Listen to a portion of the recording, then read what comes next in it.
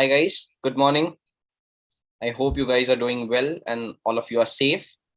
So today there's a new workshop that we have arranged for you guys, and we have our guest Jeremy Fonseca. So let me give a brief introduction about Jeremy. Jeremy is a pianist, sound designer, sound engineer, and a composer. He graduated from Berklee College of Music, Boston, and then he was working in LA with some composers and has worked for television and films over there. Some of the shows that he worked for are like Grey's Anatomy and Raising Hope. After that, he moved to Bombay and started working here for films and series and television. So some highlights of his work are Manto, The Sky is Pink, Muska, and many more actually. He is now based in Bombay and works as a music producer, sound designer, sound engineer, and a composer. I take this opportunity to welcome you, Jeremy, and it gives me immense pleasure to welcome you and looking forward for today's session. So over to you. Awesome. Hi, guys. Good morning. Pleasure to be here. Thanks for having me. Look forward to sharing some knowledge and hopefully try and keep this session an interactive one. So if you have any questions or you want to join in on the call, and just let me know. Yeah, guys, so if you have any questions, feel free to unmute yourselves and ask them. Or else, if that's not possible, you might drop it in the chat and I can take these questions from time to time to him. Anyway, works. Cool. So getting started, I said becoming a music composer and producer has been a lot of fun and very rewarding career also. It has its challenges, but you got to stay focused, stay motivated, keep learning, never stop learning. Like even today, no matter how much you learn, you just have to keep updated. Uh, keep checking YouTube, new tutorials, new software, hardware, and talk to your friends, figure out all that's happening in the industry, and that's the best way to keep stay positive. That's a very important one. So I'm going to start off by sharing my screen. We'll go through a bunch of different sessions, some by advertising sessions, some film and TV. Then we'll do some actual writing in real time. Hopefully I don't mess that up, but should be fun.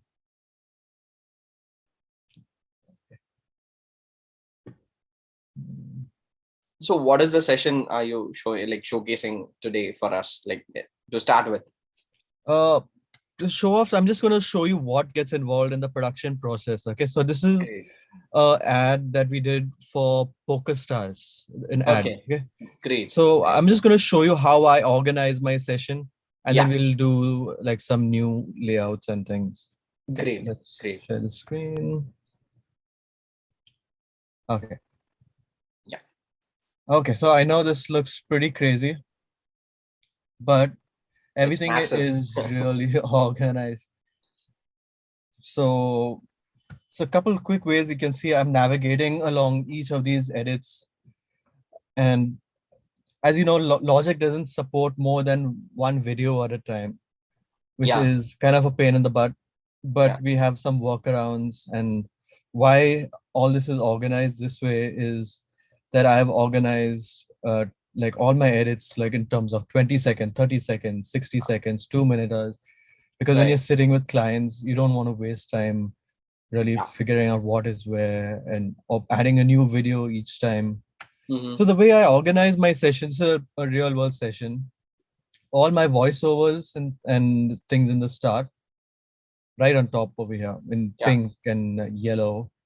Then right below that are my music, and always at the bottom sound effects. Yeah. Okay. So all my music is routed to this bus over here, music bus. Always in this case where I work. So before I start, I forgot I should have mentioned I work for music composer Mikey McCleary, whose session this is. Yeah. Yeah, and if you don't know him, he's done a lot of advertising and a lot of movies, including The Sky is Pink, which I'll have mentioned earlier. Yeah. So all the music gets routed to this bus, all the SFX gets routed to this bus 12, and voiceovers to this. So I have all my control over here. Yeah. As you can see, all my automation, um, leveling. So every time there's or voiceover that comes in, the music goes down. Yeah. Right.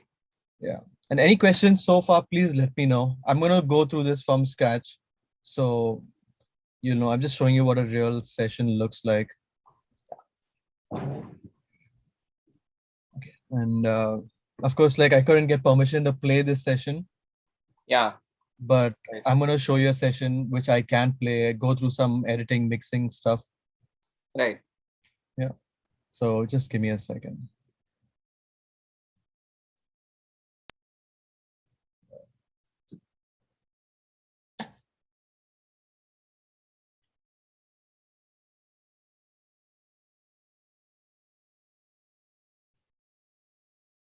Okay, just a minute. Okay, the session's opening. Yeah, no problem. Meanwhile, students, if you have any questions about the workflow that he follows, or if you have like any challenges that you face normally while setting up a workflow or something, you can ask questions and maybe he can guide you with that. Like how to ease out things basically, Yeah, because that's what is important, like fidgeting with your session is not an ideal case. It should right. be, butter smooth. Like if there's a client with you, you cannot sit and hunt for clips or audio or the tracks. It should be at a glance. So yeah, he might help you with that. So if any doubts about that, you can ask him. Absolutely. And I've actually made a list of all the things I'm going to show you in a second, which is really helps improve your workflow. Right. So yeah, this is a song. I mixed it, but I'll just play you a bit and then you can ask any questions. I'll show you some of my processing tips. Yeah. We can't see the screen. Like you'll have to share the screen. Oh yeah. Yeah.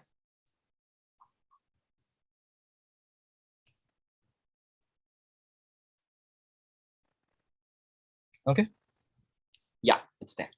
Cool. I'm going to play you a bit and then I'll break it down. Okay. Yeah. Here's the before. This is what the client gives me for a mix or some edits. And then I'm going to play you the full mix. I notice that I always keep my reference mix right up here in front and it's routed out through stereo out. So there's no processing. It's just a master limiter with the output is set as minus 0.1. Yeah, so it's not going through my regular other outputs. So here you go.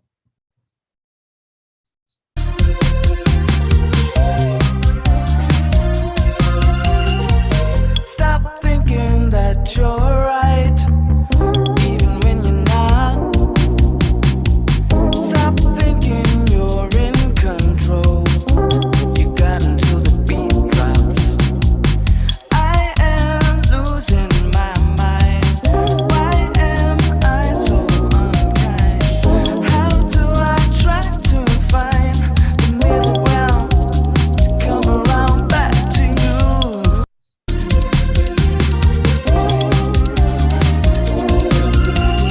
I don't mind you drinking from my cup Okay, that's tonight. just to give you a flavor of the song. And now I'm gonna go through the mixed version. Yeah.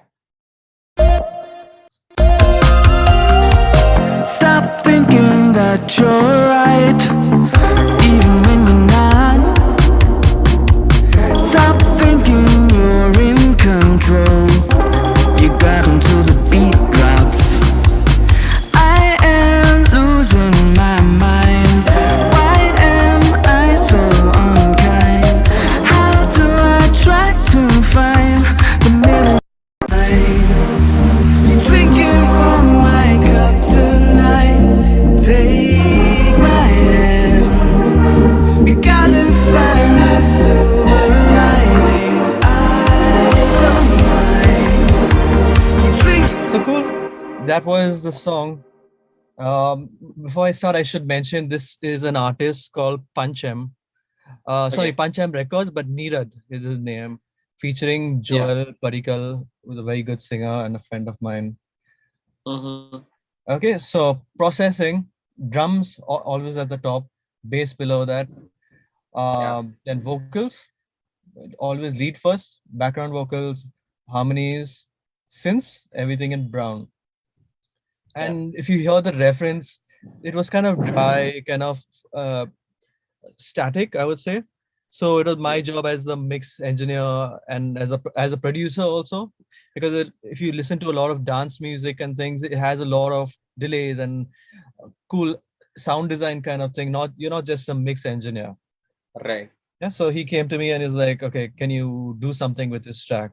I was like, Yeah. "Sure." Um, so routing all my drums going into this bus, but all my hi-hats went into bus number 23 over here, these three guys into Yeah. hi-hats.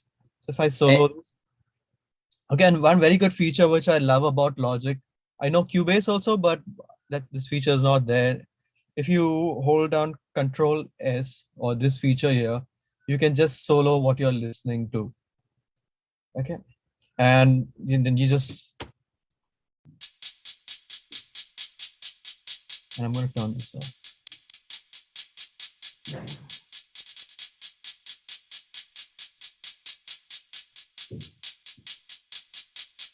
Okay, so just nice. something to keep it interesting. Very little bit of delay. Yeah. I got some track spacer. If you don't know what this plugin is, if you set the sidechain input to whatever it is, like sometimes I do it to vocals, sometimes to kick, and this is the amount. Yeah. So I just have a very little bit going on. So if I put my kick on,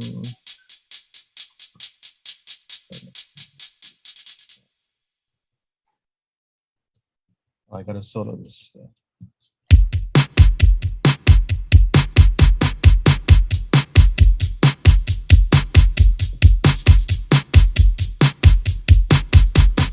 Cool. With some open hi-hats, we'll sort of bring in some of these effects. Shakers, once again, this was really static, so I had to breathe some life into it. Let's find out where it is. Some widening, EQ, more EQ, and now see this. So this is something is very different. It wasn't in the Nice. key of the song, and it was just feeling very low. So for example, if I play this in context of the song, it'll just be like.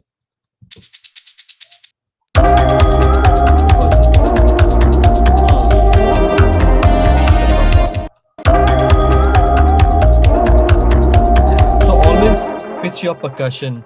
So try and move it up or down a couple semitones, whether it's hi-hats, whether it's cymbals, and you'll be so surprised how it works so much better with your song. Yeah. Any percussion, any high percussion, because that's what your ears is only high and low. So if Right. you're both your frequencies are tuned really well, and the same goes for kicks actually. Kick and bass, of course, has to be in the same key. But Yeah. yeah. So then tams, percussion stabs, kick. So this is a plugin which I really love a lot from Yeah. Waves.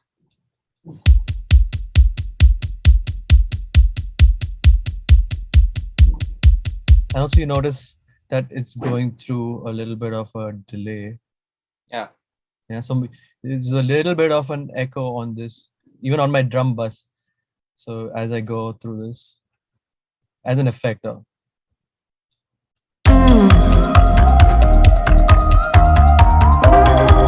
I normally won't really do this, but I did it as a effect. Right. Yeah. Any questions so far?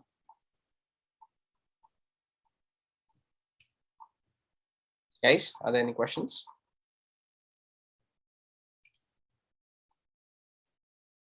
No, If you want to share something also, also. or share your own files, like I'll be happy to have a look at them.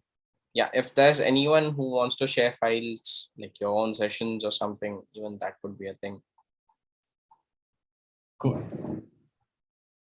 Okay, so bass.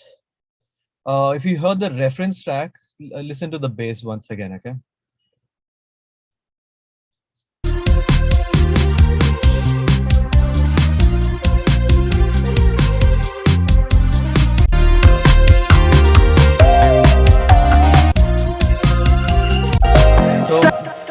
it's a very good way of A being your reference mix versus what you are doing, because as a mix engineer, as a client, you don't want to change so much what the composer has done, so you keep switching back in real time and seeing what kind of changes you're done. Has it really helped your process and your job is, or it's really taking away from it, or you're adding too much? Sometimes you can take that creative leeway and show them and say, hey, like, I think it should be this way, and sell your idea. And then they might either be like, hey, actually sounds cool, and I really appreciate what you did, or they'll be Yeah. like, nah, that just sounds horrible, let's go back to what we did. Yeah. So always keep a extra copy. Mm. Okay, so the bass, he had given me only one bass file, okay, and I've made 4 out of it. Yeah. Okay, so different types of processing. This is like the body. Okay, because there was no highs in there, so every time you listen to the song on a phone, it was like as if there's no bass line, there's nothing. And a song like this, the bass line was actually really driving the song. Yes. So I needed to get some elements of the highs in there. So the lows, I had a little bit of processing. I'll explain my layout. JJP bass, really good plugin, great presets also. You can just dial it in, scroll through the presets. Low EQ, cut a little bit of the extreme lows, a little bit of space for the kick, and a little bit of muddiness out of there, a little bit of the 1K, a little bit of the click of the. For the high bass, scooped out all the lows, all the mids, and just a little bit of the low mids and the upper mids, I would say. And so without it, it would be.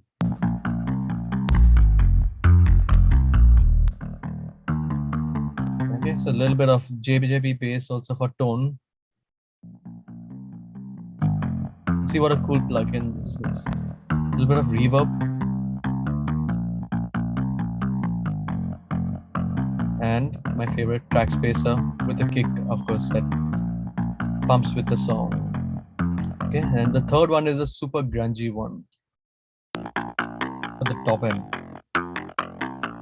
So if I add all in one by one, and this is another thing why I love Logic, I can keep doing this while I'm in solo mode, which is also here, or my command is Control S, and I can audition as I'm going.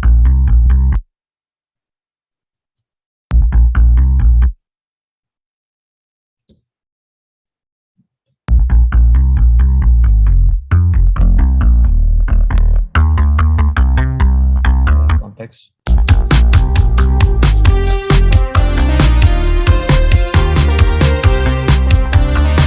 Yeah, so that's about my processing for the bass. Let's go to vocals. We have a question. Mitra asks, sir, in this session, is the headroom very minimal? Yes, actually, good question. So I have done 2 versions of this mix. One is louder, as you can see, it's named over here. So depending on the broadcast, so this composer wanted to put it out on Spotify, and you also have to release it for digital like Beatport and YouTube. So I had to do 2 loudness levels. One is for like around -2 dB full scale, or the other one is -0.1, the loudness. And Right. I don't know if you guys are aware of the loudness standards, but there's a thing called LUFS. And if you have a loudness meter, for example, I'll go to my master. Yeah, it's here.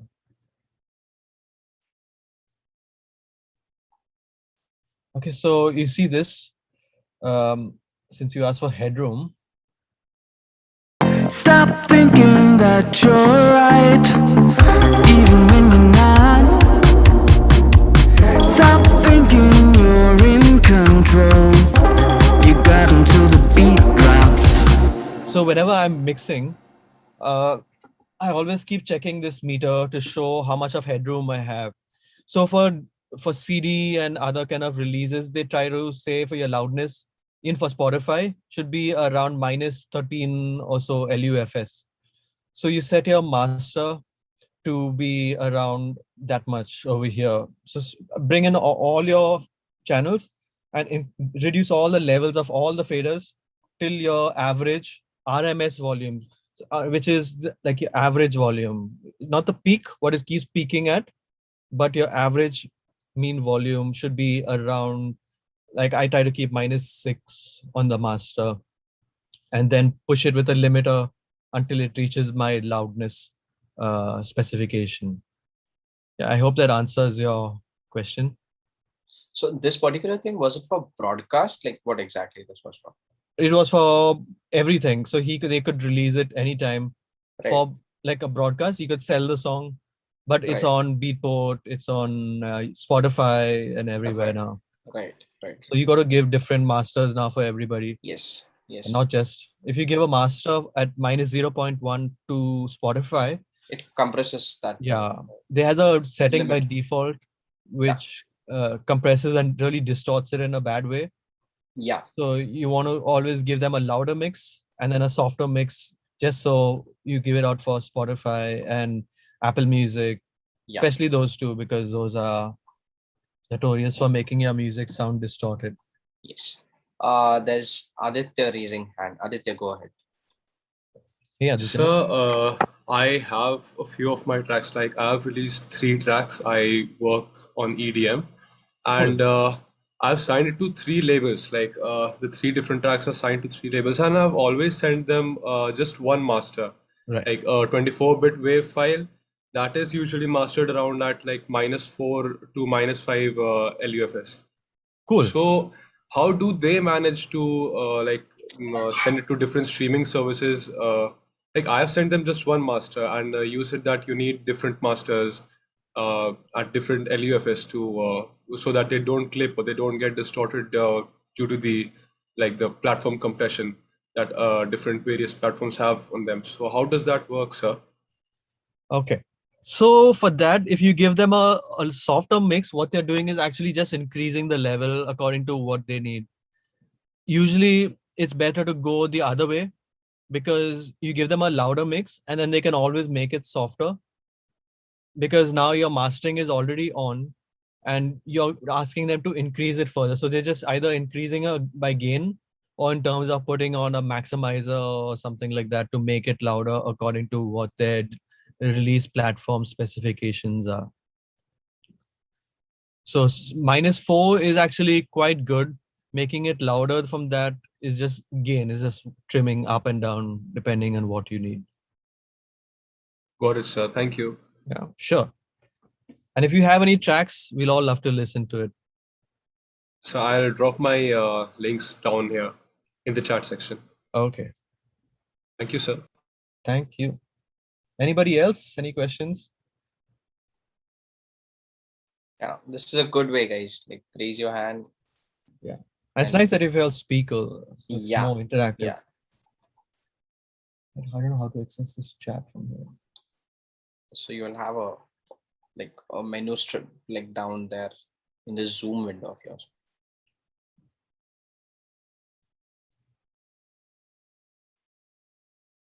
Okay, I'll figure it out on this machine. Yeah. Hello, sir. Hi. Sir, Ujjal here. Hi, Ujjal. Sir, do you mix in the same session, mix and master in the same session as the production, or you take it in a different session? Good question. So a lot of times I do it in the same session, but I feel it's better to do it in a separate session, because in mastering, you can actually see your tails of your in and out and you can trim them. But if you have a little bit of a volume automation kind of track, so for example, in this one, I had it on the session. And let me show you. So if I look at my music bus, I have a very definite end out over here. And my end marker, which I'm exporting from, ends right here. So I'm going to have a little bit of a buffer after that. So if I have a session where I'm going to do the mastering in the same session as the mix, I will put very definite end marker. So there's no trail bleed after this. Normally what happens, your effect tail tends to go on and on and on and on over here. And you might end your export from here, for example, the end over here. and if your effect keeps going here, your master is going to get clipped right about over here. So that's the reason why it's better to do it in another session. And also it depends. If you're doing one song, it's fine to do it in the same session. But if you're doing a whole album, it's best to do it in another session where you can see track 1, track 2, track 3, track 4, track 5. You can compare all the loudness. You can compare how your track feels. I may go visit a couple tracks and revisit some levels of, or maybe vocals or my bass. And Okay, sir. Thank you, sir. Sure. Oh, excuse me. Okay, so going back to this session, I'll quickly move on to something else after this. Any more questions on my vocal processing? I'll just quickly go through it. Stop thinking that you're right. Stop thinking that you're right. All my vocals are going into this bus, lead vocals, which I'm going to turn this off right now. Stop thinking that you're right. It's still being affected. That saturation sounds really good. So like, how Yeah. did you come up with that idea? Like what exactly was? It's just trying to keep the song interesting. So by itself, I came back to the reference. I was like, what can I do to make this song feel like the emotion that it's supposed to have? Yeah. It was really nice. So, but I needed to take it a step further. You're right, even when you're not. Stop thinking. So if you hear, it's very static, very little bit phasey. Yeah. Like a little washy. So, which is also nice as an effect, but I needed to do something about it. Let's get out more. And I keep doing a crazy amount of sense for no reason. Stop thinking that Yeah, you're fully dry. right, even when you're not. So automatically the auto tune fixed the pitch. I didn't have to do too much. And another quick tip, Logic has this feature where you can use an external editor. And I use this all the time to fix things, fix noise, fix disturbances, fix pitch.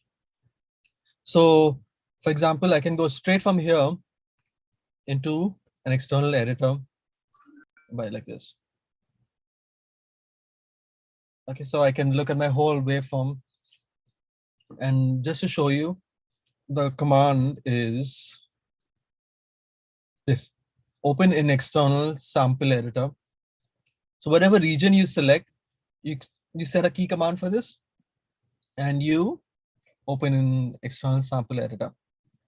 So you can set it to Melodyne, you can set it to anyone under preferences, external editing somewhere. The setting is here somewhere. Here you go. Macintosh HD applications, and you can use isotope. So I use right now set to isotope because I do a lot of cleanup, especially for voiceover. As you're aware, like in the lockdown, most people are recording their stuff at home. Yeah. A lot of noise, a lot of crows, a lot of traffic noise, and you're getting like pesh hai naya cream fish, whatever. And in between there's like papa, some koyal is going, oh. And then you can actually see all these little things and reduce it. You can remove some room noise and stuff. And you don't have to go into another thing and re-export it, put it back into Logic or Pro Tools or whatever you use. External editor. Sorry, I'm losing my voice. Oh, sure. Okay, back to vocal processing. We have a question. Yeah. A big one actually. Okay. Ajay says, sir, how to choose percussions to make the grooves more interesting for various different genres? I usually never added many percussions while making my grooves, just the main drums, but I realized they are important to make the groove better. So what kind of percussions do you prefer throughout different genres? Okay. So that'll go into a little bit of a more production thing, which I'm going to go through in a second. But it's usually what you ask yourself, what does the track need? And what is whatever you are adding to the track doing to it? Is it like really helping it, or is it taking it away? You're adding it. Sometimes even I get a little too carried away. Keep adding loops, keep this thing, whatever. And at the end, you realize, wow, I have like 10 tracks. How am I going to make this work? It's clashing with my vocals, or is it not really grooving with the track? Then I'm trying to EQ it more. So just choose the most accurate right song, do some referencing, like choose, maybe you want some dolak in a song, and you just chop up a loop to use only certain parts where it's complementing. And let's go through that section the question in a second. If Atharva, if you can remind me. Yeah, I'll do that. I'm going to Also, go one through a quick blind question. production Yeah. session. Yeah.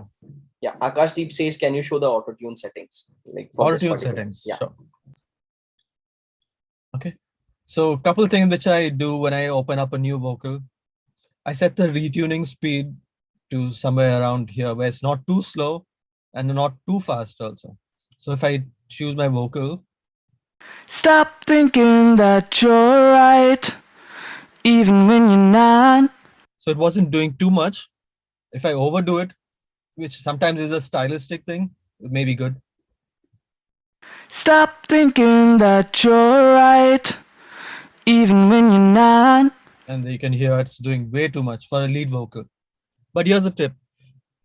Your main vocal, keep it not too much.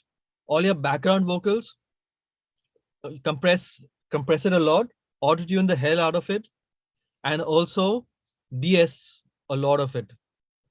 Put a de-esser and chop off most of the S's so it doesn't clash with your lead vocal, and then blend in the amount of S that you want.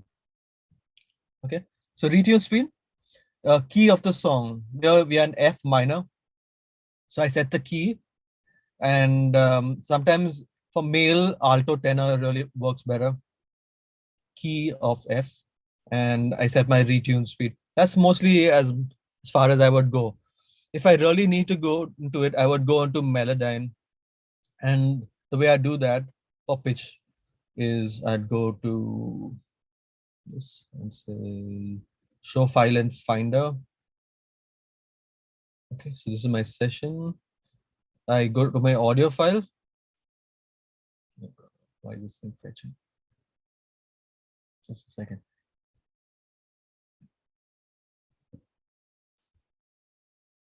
It's never happened like this before. Maybe because you're on this call. So your Melodyne shows up. Yeah, so Zoom uses a lot of processing. Maybe it's because of that or something. Could be. It's weird. There we go. Yeah. Melodyne. So it's gone through and analyzed it.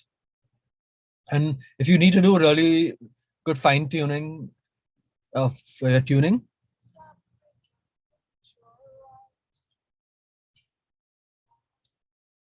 so in this one, I think I've actually gone in an auto tune. I can actually see I've moved the vocal up and down a little. Quick tips before I go ahead from here. If you hold down the option key and drag up and down, you can listen to the format and where you want to move it to. I guess we won't be able to hear this because like it's not Oh. routed. Yeah, yeah. Damn, okay. Yeah. So you listen to it goes, Yes. and then you stop, and then you listen back to how much your whole tuning is going in terms of changing. Save, and then put it back in Logic.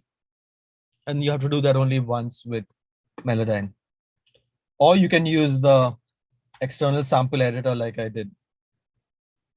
Yep. And Logic also has its own tuning thing.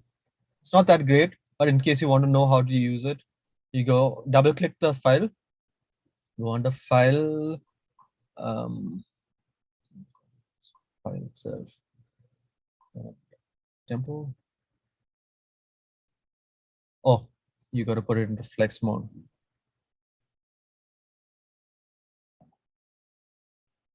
Okay. There's a setting somewhere. I never use this, but yeah. Anyway, I'll find out where that is later. Okay, moving on. My processing.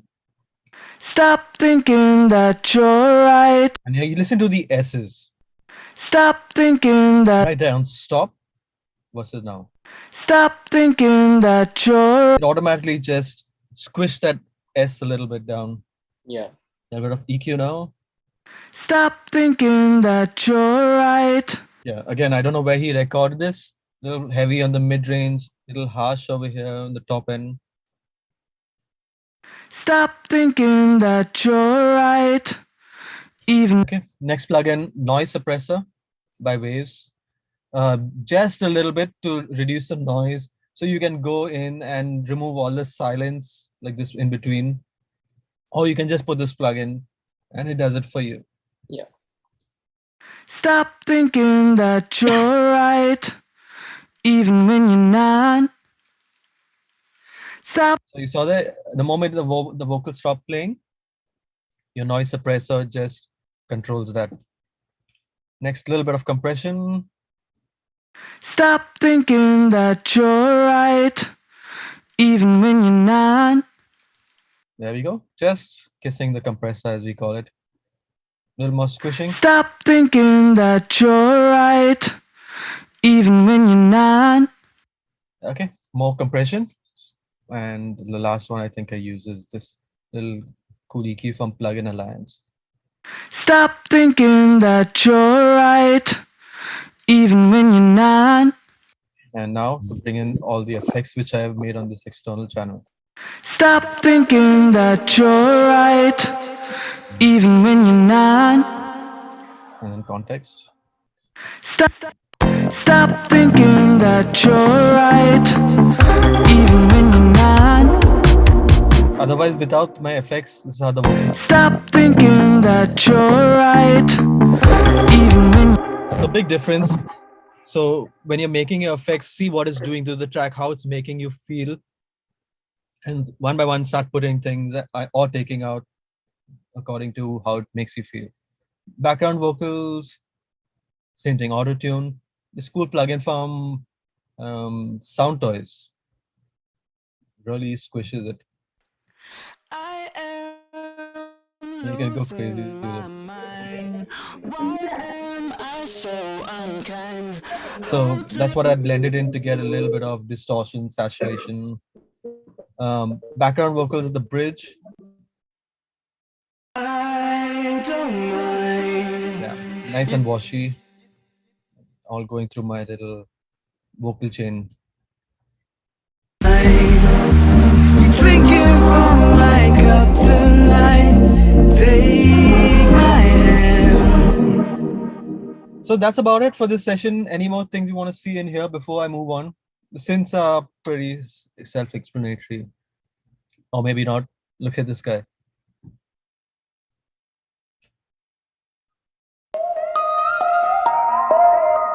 Just bypass this for a second. Okay, this is dry. Oh, So again, I had to do some things to keep it interesting. Let's Yeah. loop this section. Compression. Chorus. Really nice plugins from this company called Air. And a little bit of flanging. And so subtle. You see only like about 10%. My favorite, Echo Boy. wow. You can see my EQing and my volume automations and things like that. Plate again from Sound Toys. Decapitator, which I just showed you. Limiting.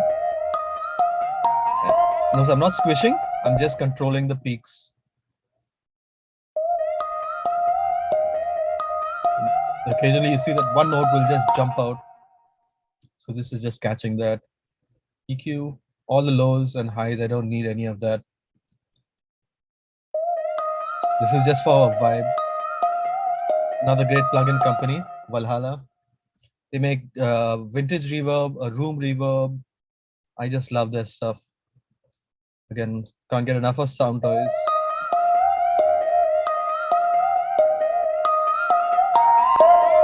This is working with the kick again.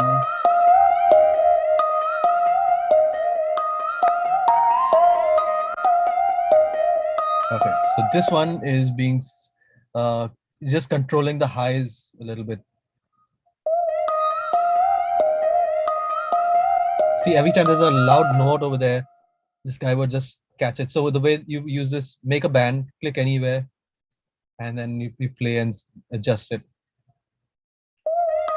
I wanted to control how this was interfering with my vocal.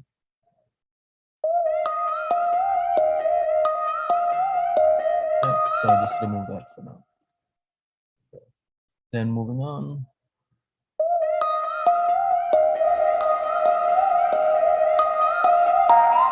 And this is just to suddenly bring an ambience into the song. So I'll show you what I'm doing here in context with the song. Come around back to you.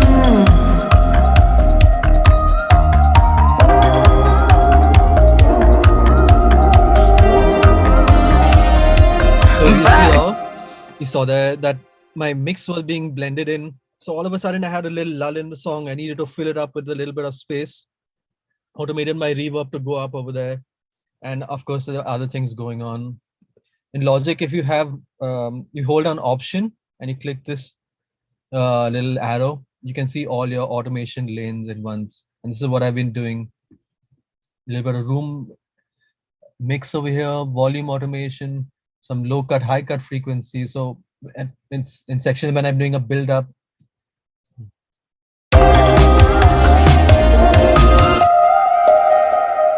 just holds that tail over there. Small details, but when you listen to it in context of a song, it makes a very big difference. Okay, so I think we're good with this session. Any questions before I move on from here? Yeah, a couple of them. So Paramveer asks, like, how much of reverb do you use in a mix? And On any particular instrument? not actually, like, not specific, nothing specific, but then like maybe he saw a bit of reverb plugins, so like maybe that could be the thing. See, it depends on what you're mixing. In a genre like this, a lot of reverb, because that's really helping elements to sit back and sit where it's supposed to be sitting. So your vocal, of course, is nice and washy. My drums, the more reverb you add, the less punchy your track becomes. So I didn't want to add too much of reverb on my drums. My snares, of course, have to have a little bit of reverb. Let's find my snare. Yeah. So if I solo my snare quickly, it's not too much. And in context of the mix, You got until the beat drops. I am losing whenever my you're doing reverb, never listen to it in solo. Always put it in the mix and then slowly blend it in and see what it's doing to your song. Is it, and listen to other elements. If you're listening to your snare reverb, how much do you add? Listen to when the neck kick comes in after the snare and see, is it going into that, or do I need it to go into that? Or how much further back do I need? How much of room do I need? Vocals, of course, is setting the tone of the song. You want it to be nice and wet. I am losing my mind. Why am I so unkind? How And sometimes you can automate your delay and things like that. I've got a track spacer also, I think, on my reverb. So you can automate your reverb to come in and go out. And also sometimes for the drum bus. I'm going to show you this section over here. Okay, watch this.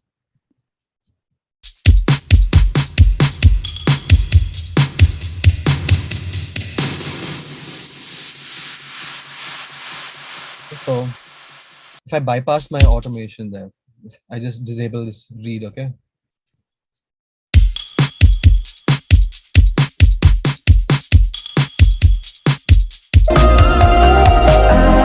It didn't really help that build up over there. So I had all these kind of automation things to help that send go up.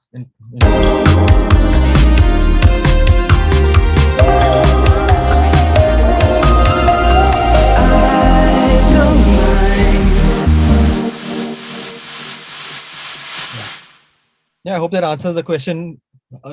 Reverb only as much as you need. Don't overdo it. Otherwise, it's going to just wash out your song. But keep experimenting with different types of reverb, like plates, rooms, convolution. Logic's default space designer is really nice. Okay. Excuse me, sir. So, any questions before I move on? Sir, I have a question, sir. Yes. When you were comparing the original mix and this mix, I noticed that the main vocals, they sounded a little muffled. So was that like a creative decision, or did you have to do it to fit it into the mix? I don't know if they're actually muffled, but they sounded a little different compared to The original one? Yeah. Okay, so to me, it sounded a little bit phasey. It's like a Okay. little washy. Let's check it out again. Come around back to you. I am losing It's like my Can the mind. original vocals, they sound a little brighter than the one you mixed in. Right. That's what I noticed. Also, listen to his percussion, okay? And listen to how little highs there are. Okay. I am losing my mind. Why am I so unkind? How do I try to So find? it depends on what your ear is focusing on. So if I want to show, okay, this is my lead vocals, how is my percussion interacting with my vocal? That's what I'm listening for, and how is it making me feel? In this song, like listen on speakers, listen on big speakers, phone speakers, car speakers, and just compare. So it's not about how bright it is. Sometimes, like if it was pop, for example, I would want it to be way more bright.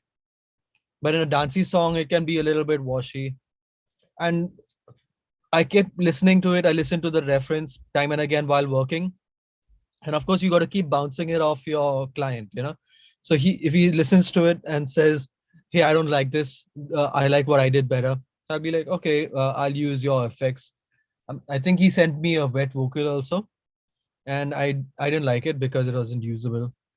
So I said, "Okay, check out what I did," and he's like, "Oh, cool. I like this. Can you do a little bit more washy, wet kind of sound?" So I did, and that's what we ended up with. Oh, okay, sir. Thank you. Welcome. Cool. So I'm moving on from this session. We'll go into like a nice, clean production layout. Save.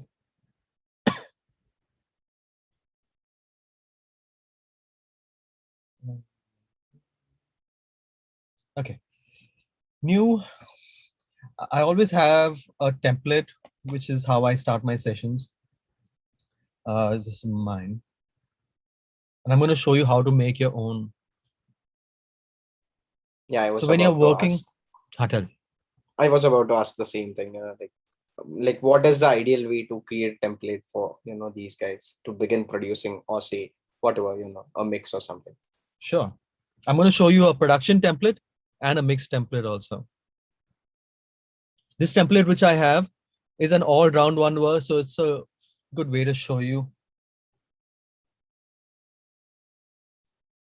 I'm going to show you why also it's taking long and how you can not do this.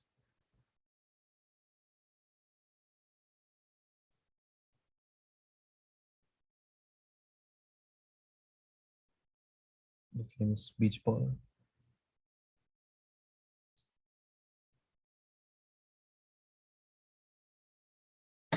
Okay. Okay, so here's my template. Here's how I arrange it. So sometimes when a production house comes to me for an ad or any project, like I need to work really quickly. Sometimes within a couple hours, I need to churn out something. So voiceover right on the top, they'll always send me a file of some recordings. Or if I need more than one track, I can just quickly duplicate it.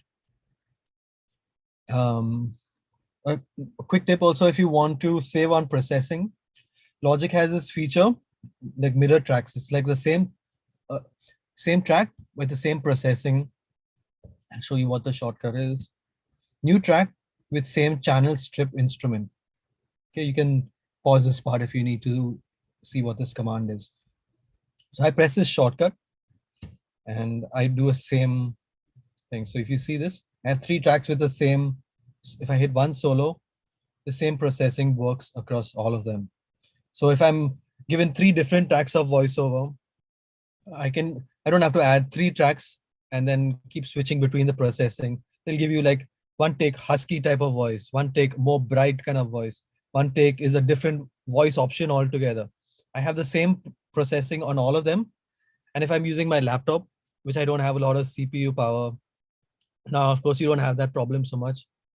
But in a busy session, it all adds up. So you just want to keep your session as light as possible.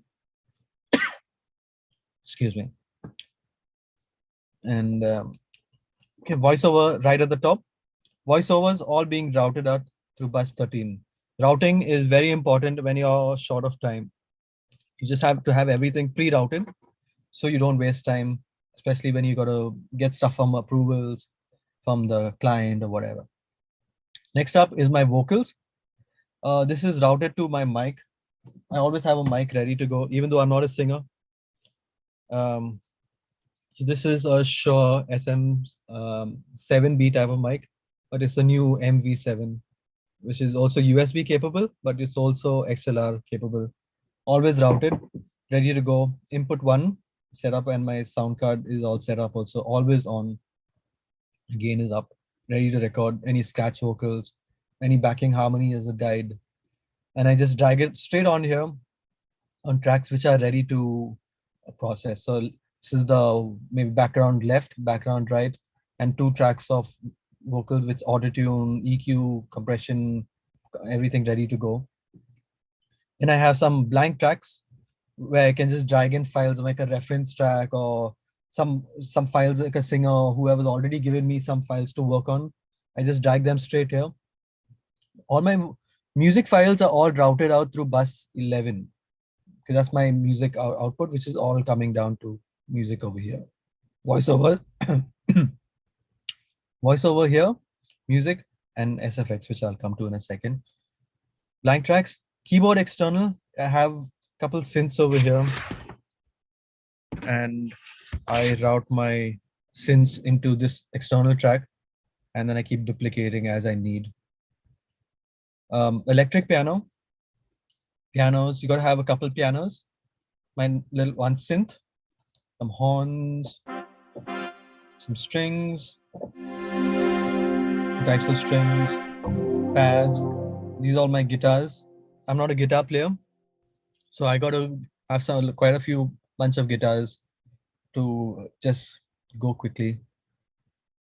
All these are synths, only synth guitars, chords, lead guitars, more chords, leads. You're my stylus. You asked me about percussion earlier, so we're gonna come to that in a second. Some drum kits ready to go.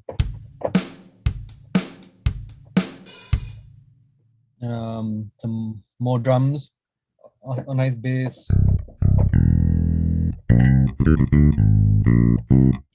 and some choirs just in case I need. And all these are my buses. Also notice these, I have dummy regions in my group tracks. Okay, so whenever I have automation on it, for example, on my voiceover or my music, like I have some automation points here where I want to reduce the level for the voiceover. All this happens on this bus, which has a dummy clip on it. So the way I can do that is by right-clicking here and say create empty MIDI region and just drag a region over there. So the benefits of this is if I have a group track which I'm group processing or something, for example, this one, if I drag a whole bunch of regions over, okay, just say, just for example purposes.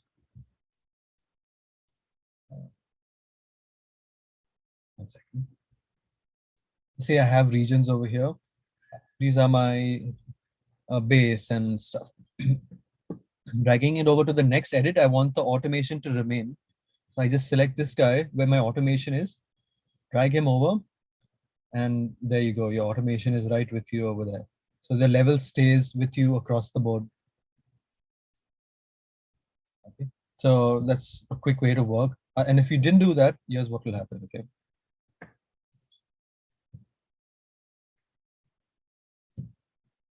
So I copy my region over, and we don't have the automation there. So the level's not going to be at the same level. And then again, you're going to go and wonder why my bass is so loud or my choirs are so loud or whatever you automated is loud. Okay. That being said, and here right at the bottom are my SFX, 6 tracks of SFX and 2 tracks of Foley. So whenever I'm doing an ad, I might want to record something. Recently, I did an ad for a chocolate, and there's no real sound of, when you bite into a chocolate, there's no real sound of that. You just have like a very munchy kind of sounds, which are like crunchy. And I don't want that. I want it to be more like, wow, what is that? In like an exact of the chocolate, they're breaking.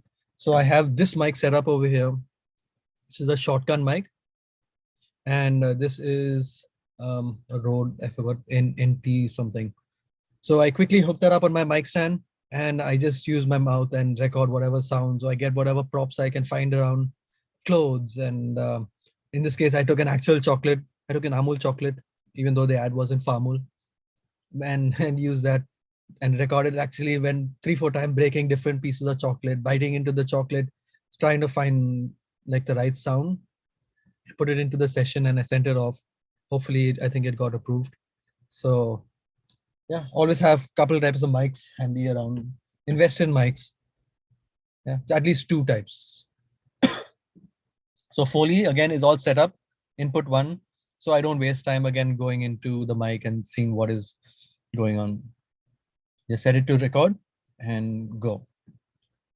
Okay, so that's my template. It has all kinds of instruments that you would actually need to get started. So would you like to see like a quick 5-minute demo of me trying to do a track, coming up with some ideas? Absolutely. Would love to see that. So of course, haven't planned anything, but this is spontaneous how you choose to like do this. Okay, so let's set a tempo. Let's go with maybe 125. And first things first, let's save it. Let's go into my name. Let's say test for now. Okay, and if you're ever looking for a way, like when you make a bounce of a file, in any of you're using Mac, if you hold down Command and you click up here, you have this little option thing which not many people know about, and you can straight away go into your session and see where your files are. If you want to go to send off your bounces to your clients, you don't have to go into your thing, look for where did I keep that file. Your command, click, boom, and you're already into your session folder. Okay, so let's try a bit. Let's see what kind of idea we can come up with in like 5 minutes. And then we'll go into some of the other things of what I have to show you over here. Okay, so here we go.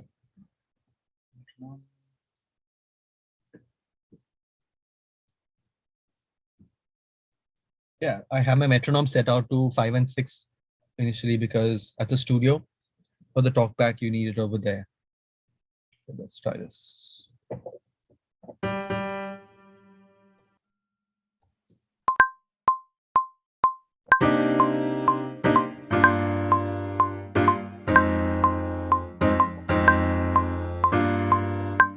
Just come up with a quick loop. And as you see, like I just put a loop cycle on. All my commands, I've set key commands to happen only with my left hand, mostly when I'm recording. So my right hand can just be on the MIDI keyboard and my left hand can be navigating here, up, down, record, delete, undo. If I didn't like that idea, I can just undo it quickly. In this case, I need to redo that, but yeah. So I just came up with an idea, go into my piano roll and maybe quantize it a little bit. In this case, just be aware. Okay. For now, let's leave it not quantized.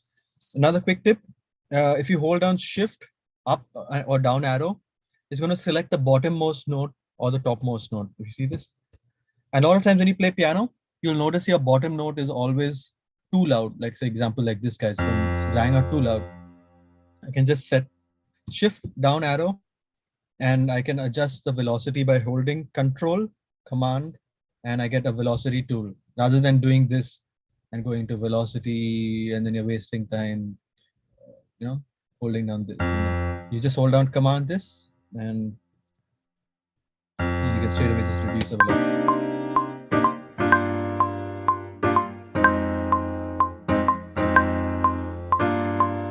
Okay, there we go. Piano. Let's go with EP. 2, 3, 4.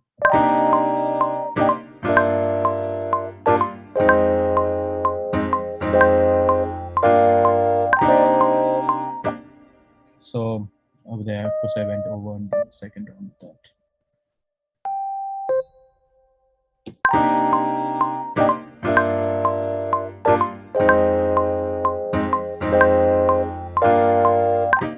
This is all real time, okay? So it just sounds a little rough, but just to give you an idea how quick it is to come up with an idea.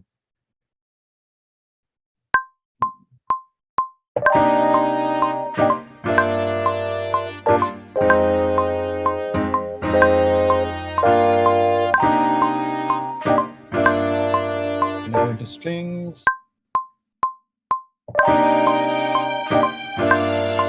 So I just see what chords I'm playing.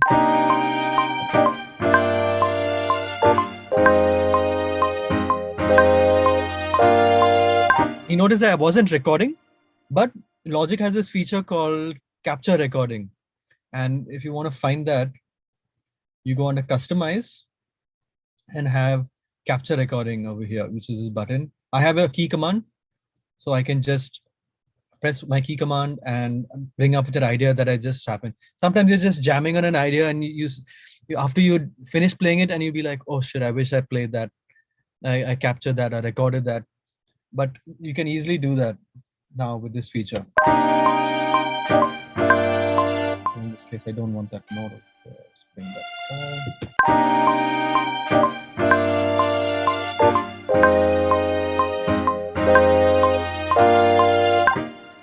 Okay, that's the benefit of having a template all set up. You start with a blank slate and you have clients sitting behind you. The last thing you want is to go into contact and be like, oh my God, where's my piano? Maybe I'll use this one, maybe I'll use that one. And just you're able to go. And I'm going to show you other ways where you can quickly load other presets of yours so you can load it up. Okay, let's put some drums on this maybe. 2, 3, 4. That was terrible, so let's do it again. 2, 3, 4.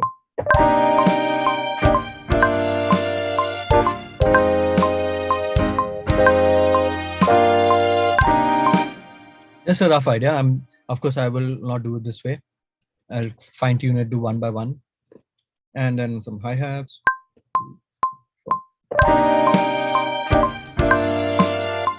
Just get a basic pattern, quantize it.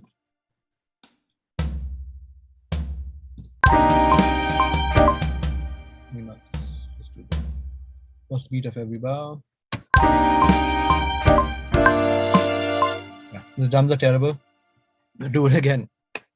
Okay, and you're asking about what kind of percussion would work for a song. Okay, so 2 ways you can do this. I like throwing in loops and just finding a groove from here. So for example, I go into my stylus, I go into my core library and say groove elements. And I go hi-hats. Let's find a groove that can work with this. You know that. And I audition like okay, you click on host sync, so then it goes with your groove.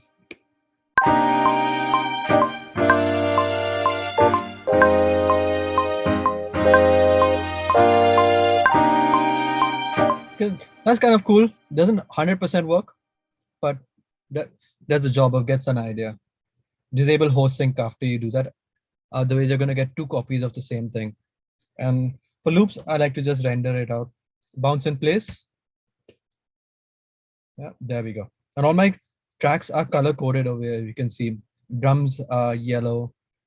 And if you don't know how to do that, under track header components, you can set up color bars. Okay, then you get going from there. So right now you can't even see that. So let's give it a little bit of gain and we'll pull the output down.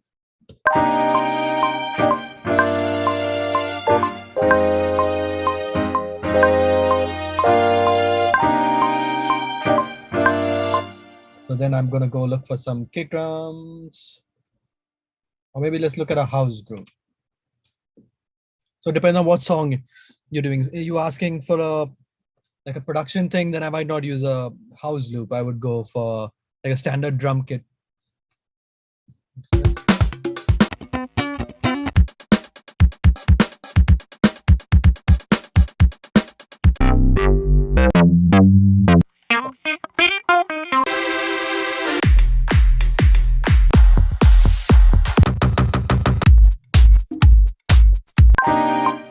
Let's just see what that happens. It may work, may not work.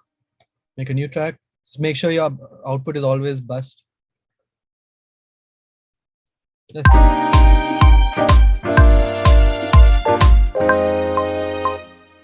okay, for the sake of this demonstration, it kind of works.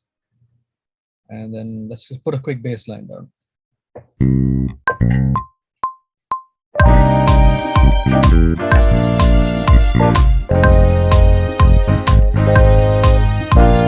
Idea's terrible. Quick undo. 2, 3, 4.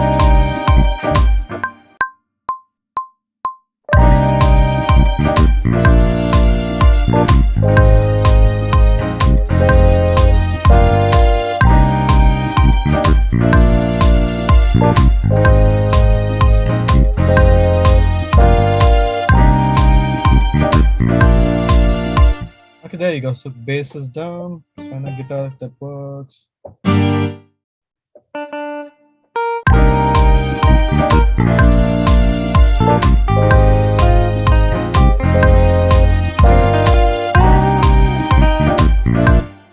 So as you can see, I've already put down an idea in less than 10 minutes.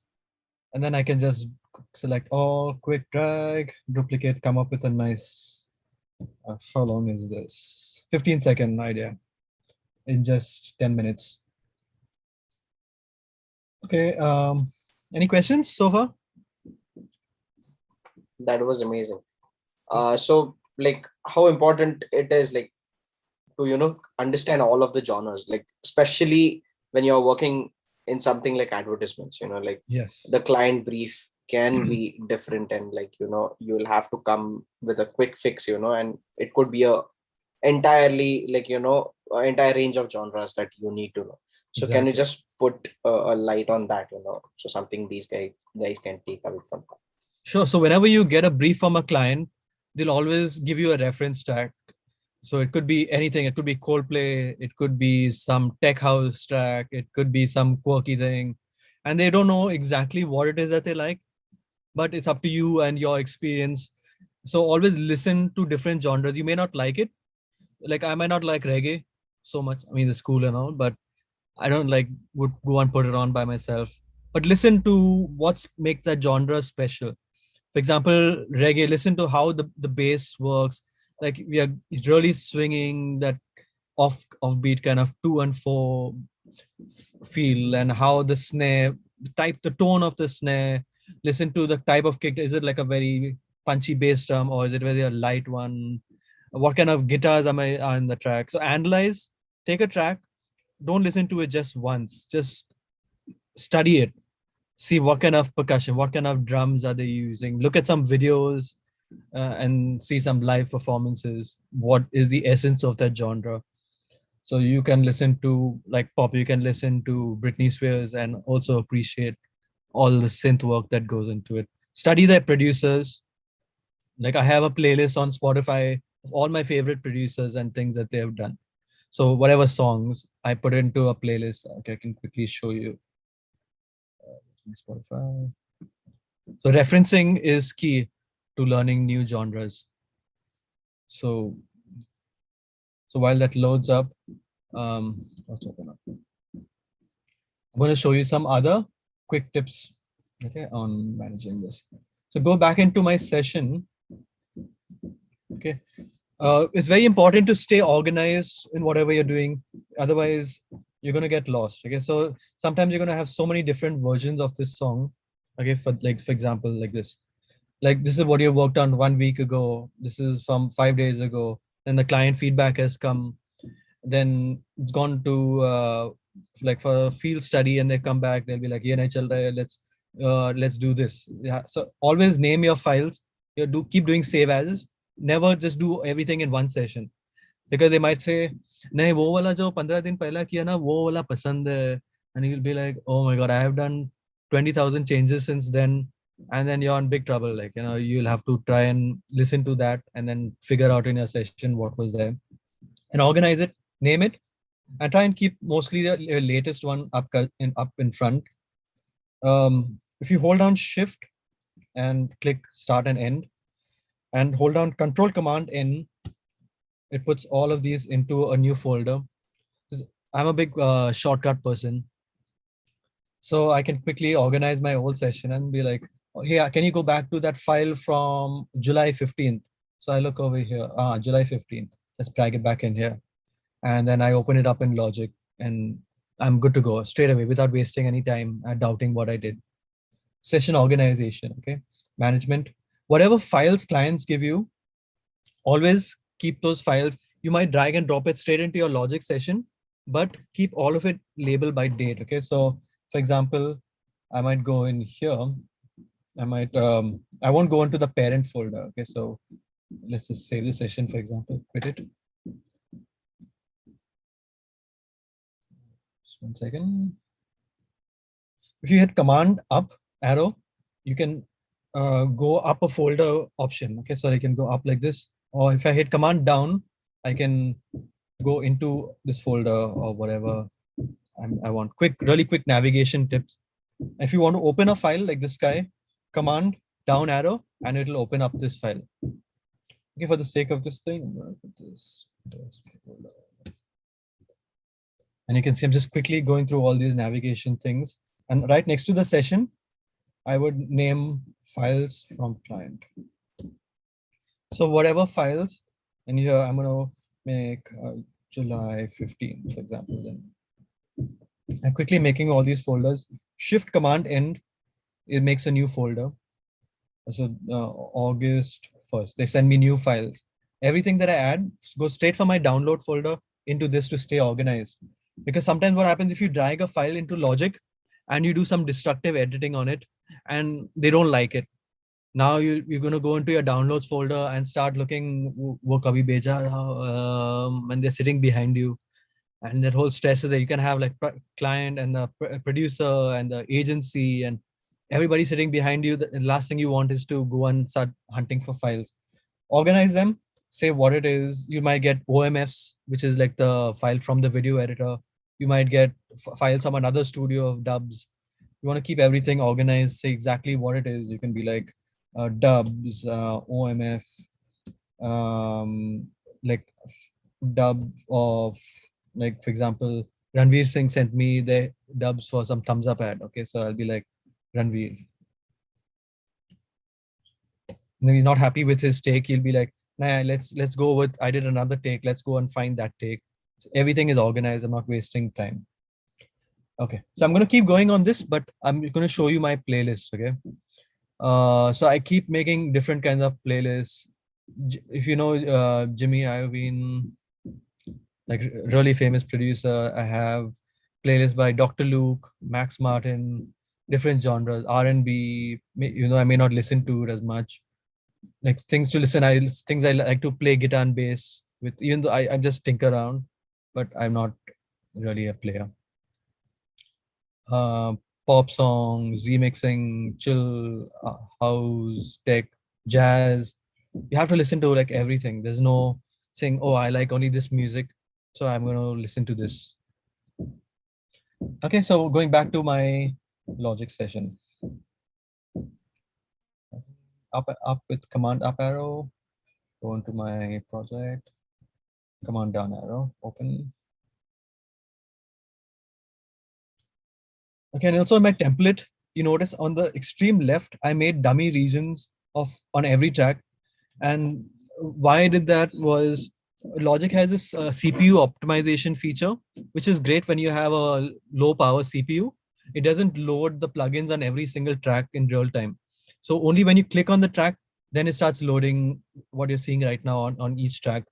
So your session opens up really quickly and you're able to start going. So there's two ways of working, and I'm going to show you how to bypass that. Okay, so if you have your template, while this opens, you can hold down the option and click on the power button on each channel, which will bypass the plugin and all the effects on every channel.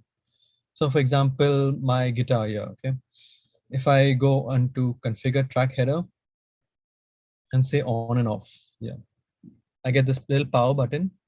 If I press the power button by itself, you'll see the instrument really hasn't gone off. I can still play it, and my effects are on. It's taking up CPU bandwidth. So just put it back on. But now if I hold down option, click, there you go. It's disable this and my plugins, and it won't play anything if I try to play it. CPU optimization.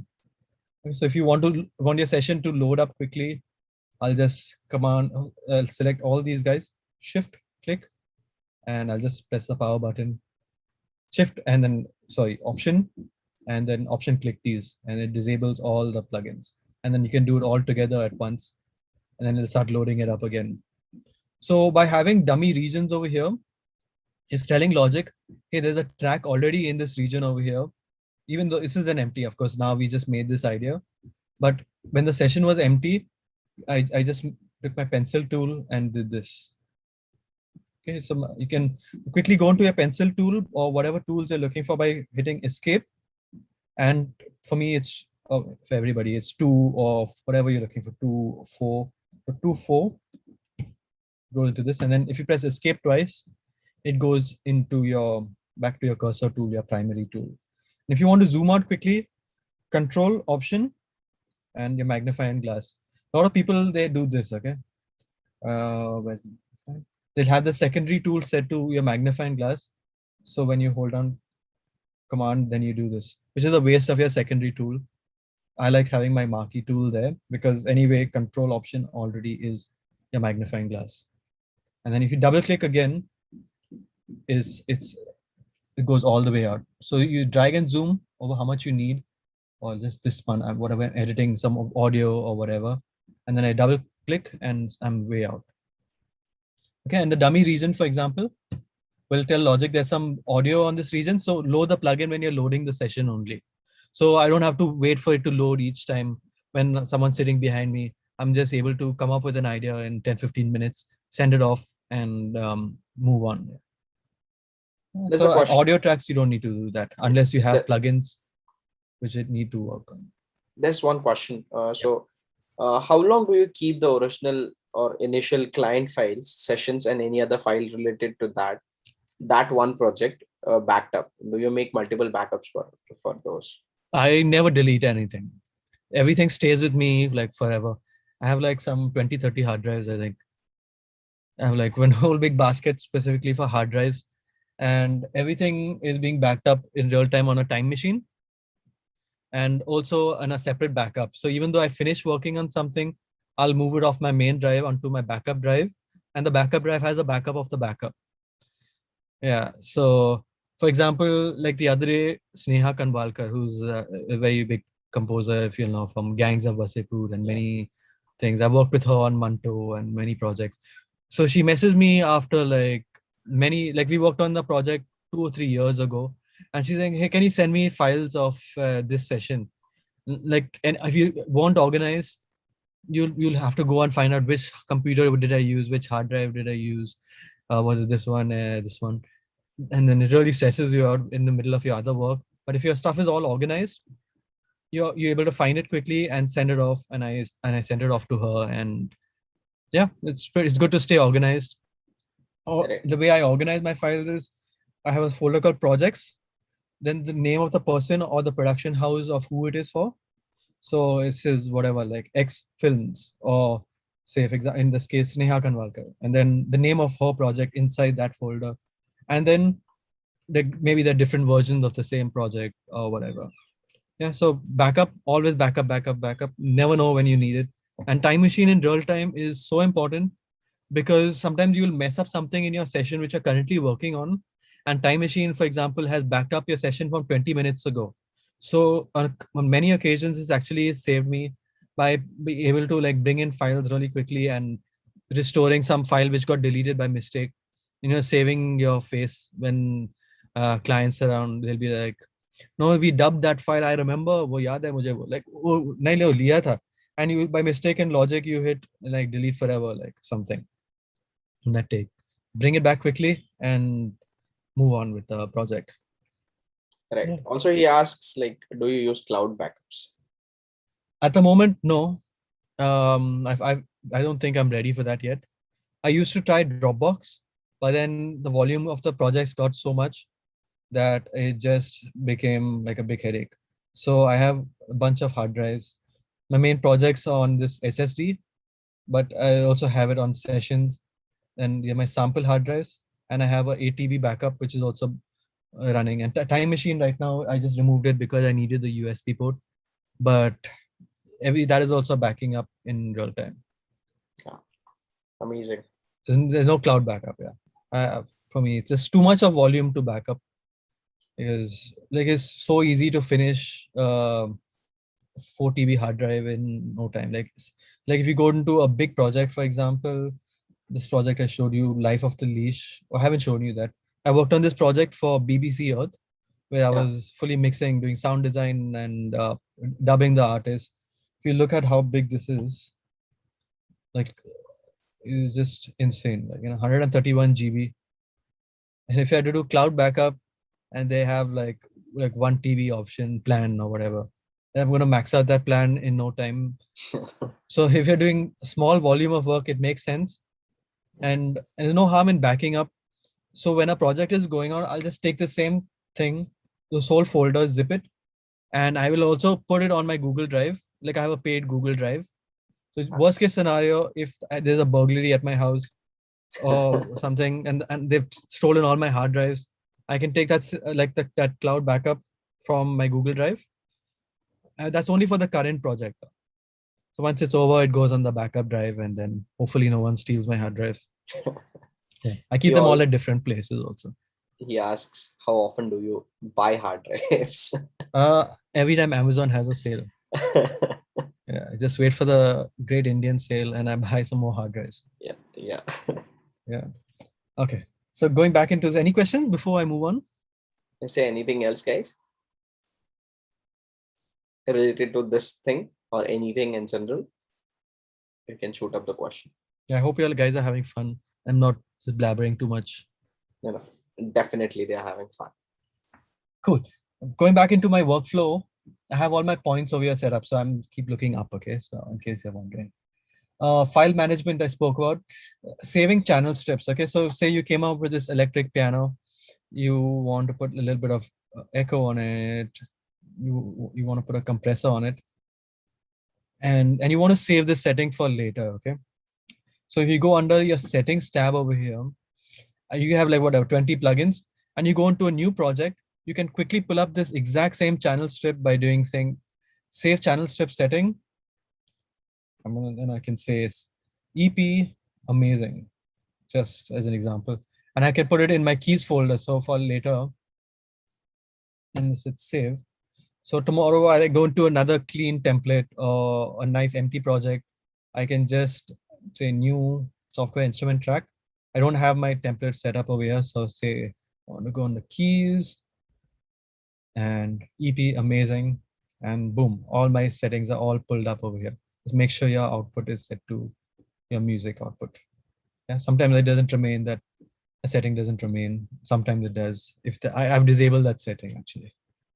Okay, quick way to pull up your channel strips.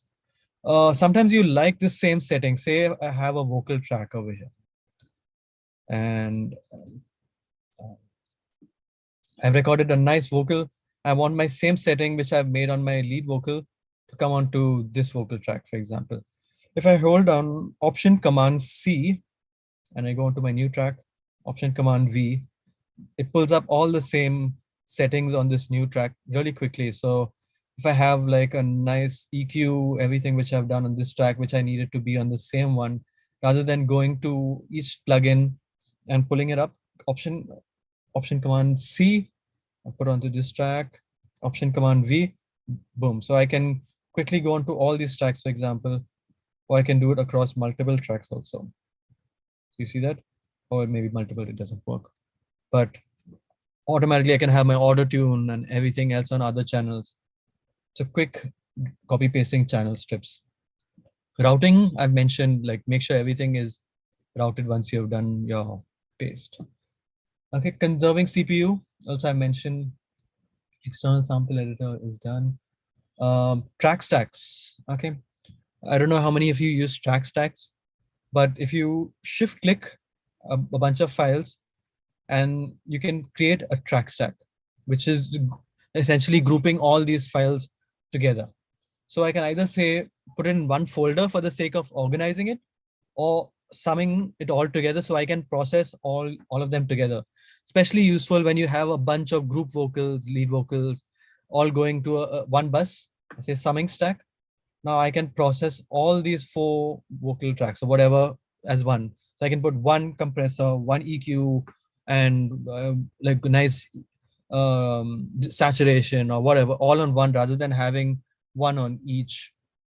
But I would put an auto tune or whatever on individual ones. So that's the group plugin is not doing too much. Okay, so using track stacks saves a lot of CPU. Use that feature. I have a shortcut also. So for example, mine is Shift Command G. So really quickly, you're not wasting time going into folder options. I can say all my vocals are going out together. So vocals. I have a rename shortcut for my vocal track also. Box all. And there you go. All my vocals are organized together. All my guitars, I can, for example, organize them together. Can process all my guitars together, automate it all together. Okay.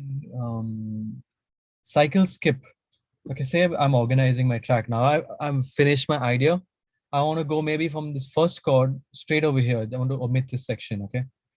So Logic has this really cool feature where you can swap your left and right locator and you can audition how this sounds. So go straight from this section to this section just to see how it sounds as an arrangement.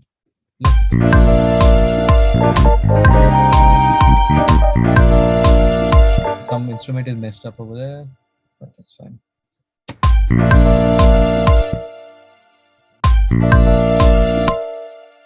Instrument tuning has gone off, but you get the idea. You can quickly audition sections. Sometimes when you're working, you want to like rearrange the song differently. So another quick way of doing this, and as a real world example, okay? So the other day, I don't know if you watched this TV show called Scam 1992. So we were sitting and working on the soundtrack of it for a new rap remix of it.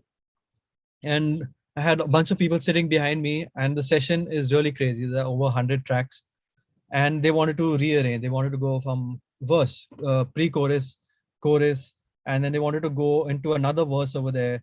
And imagine like taking 100 regions of audio together and then dragging it over there, and doing that, and then trying to figure out how I'm going to make it sound clean, pulling out some region, some part have got chopped off over there.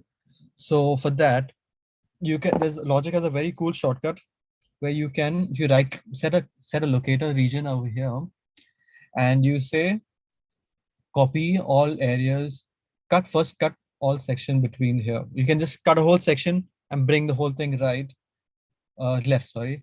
Or you can split all things at the playhead and go over here, split all things at the playhead, or you can have a shortcut for it and say split. So they want to repeat this pre-chorus section, okay? So I can have a shortcut saying remove it, or I'm going to say copy all of this and maybe move it over here. Okay, so I'm going to make a space between here. So insert silence between locators, which makes a nice empty space, and boom, I've automatically pasted this whole section over here without doing too much. And then I can fine tune, like if there's a region going over, like maybe there's a attack of a note over here, which needs to come out or go in, whatever. So arrangement wise, I can quickly come up with ideas, or I need to rearrange the song according to how the client wants it. Next one, piano roll. I've showed you quick fades. Okay. Normally in Logic, you'd select a region like this and go in here, go under more, and say fade in whatever a little bit, especially when you're chopping up things really fine and you all pops and clicks, so you wanted to fade in, fade out. Logic has a shortcut by itself. If you hold down Shift Control and you go to the leftmost region like this, automatically changes to this kind of a thing where you can drag it in and out. So you do that same thing for both sides of your edit, and you're good to go without going into going into this menu, wasting time. Quick fades. Okay. Next one, customize plugin folders. This for me is a very important feature. If you go into your plugins, so into your plugin manager, okay, so it's in one of these menus over here. You guys probably know where it is. It's in under one of these menus, plugin manager. By default, Logic gives you only their plugins under your section over here, and then all your external plugins otherwise are over here. So we go into this, I want to go over here, say audio units, I want to go under Valhalla, and I like the Valhalla delay. So I had to waste so much of time going over there. So instead of doing that, I've organized all my plugins. So I just go right here, delay.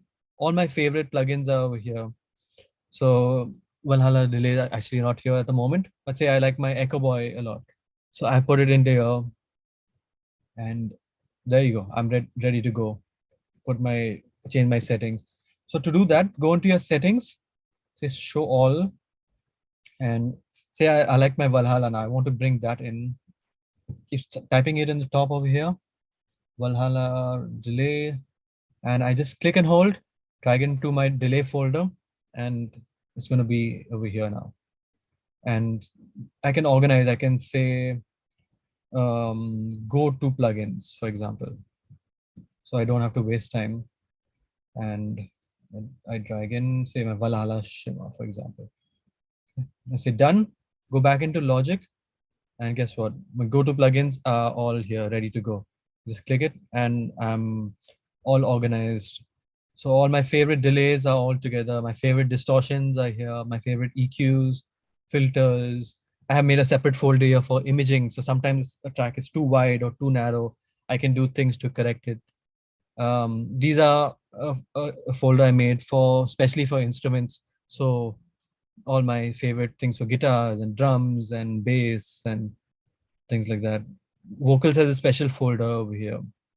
All my go-to plugins for vocal, specialized things which are problematic. All my reverbs, pitching, pitch shifting, modulations. I love my plugins from this company called Air, and of course Sound Toys and Waves. Okay. So organize your plugins. Don't just depend on Logic's way of organizing, because sometimes you also forget what plugin manufacturer it is. So you'll go under audio units and you'll be like, okay, which plugin guy made this plugin or whatever. Okay, so that's done. Another tip, if you have a track which has a lot of plugins, okay, say for example, let's go over here. Okay, I'm going to pull up a vocal preset, for example.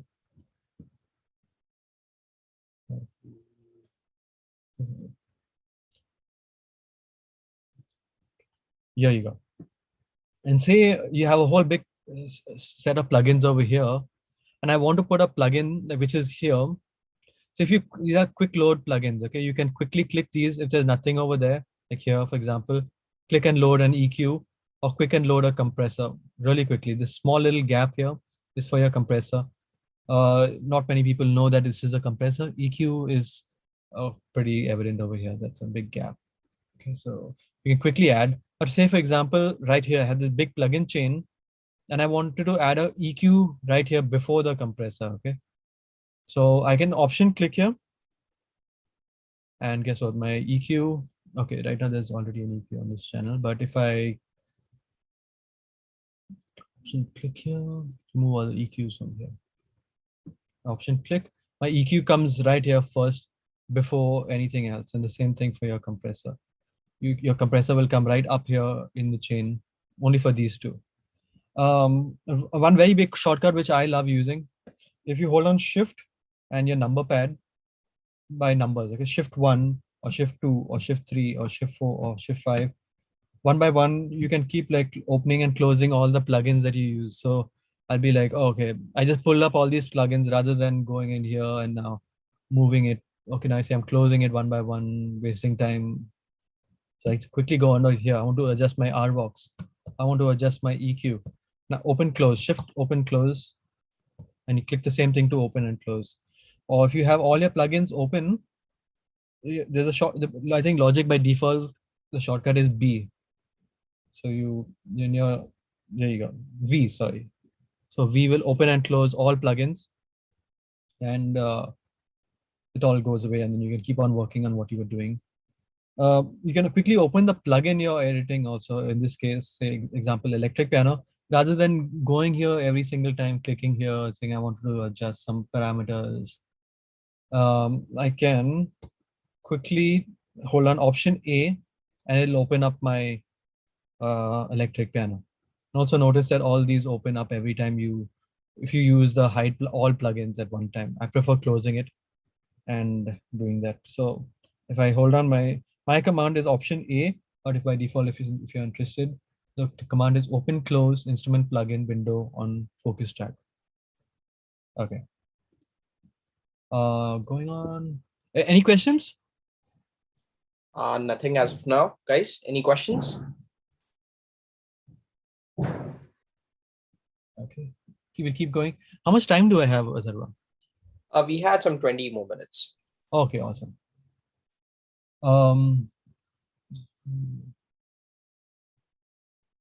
Okay, auto select parameter in read mode.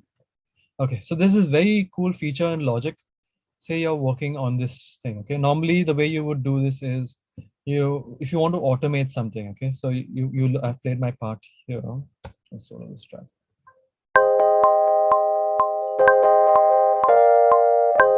I want to put a little bit of EQ, like a little bit of more delay or chorus or something. Okay, so normally I would adjust this setting and I want to automate it. Okay, but every time I would have to hit my read or whatever here, and then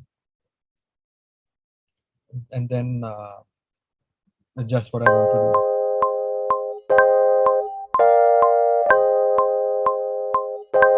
Okay, so if I go out of my read and go to my next parameter, it doesn't adjust this.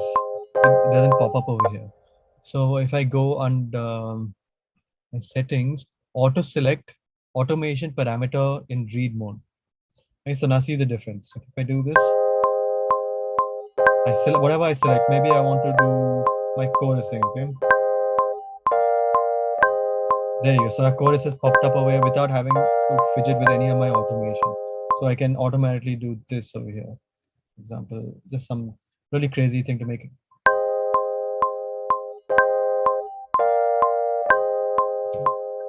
There you go. So I can make some quick adjustments. So my chorus, make the intensity.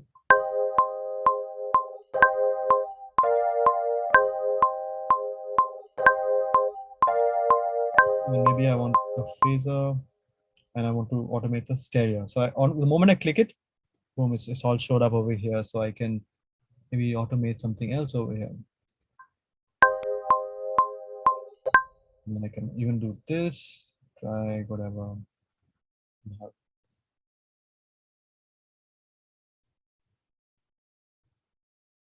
Click and drag. It's also going in step mode.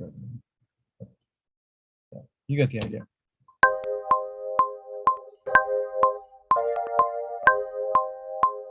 Okay, so that's one quick way to go through automation parameters.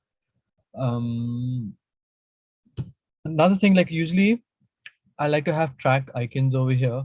And if you make a new template or whatever, you have a bunch of tracks. If you hold down shift and you try to change the track icon over here. So you go here and you say you like this.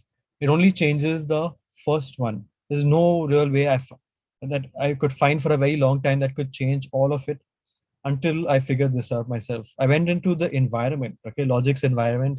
It's a pretty scary place, but for some things it's cool. Okay, so if you hold on Command 0, and while all the tracks are selected, you click here and say, for example, all of them are a bass track. Okay, boom, all of them have changed over here. So when I'm making my template or whatever track I'm doing, I can quickly do that by going Command 0, going into the environment and changing it to whatever I want it to be. So my session also looks cool. and I can quickly know what is a guitar and what is a bass or what is a synth, what is the sound effect, which is a vocal, as you can see, a vocals. So go through that. What else do I have? So plugin defaults. Feature which I really love is setting my plugin defaults. Okay. So for example, I have a thing called in my C4, okay, where it's a multi-band uh, compressor. And sometimes in vocals, there's a lot of mud in the around the 200 hertz region. So every time I found myself, I was going in here and bringing down the threshold, seeing how much of a range I want to do it, setting my attack or and my release and my band, how much I want to do it.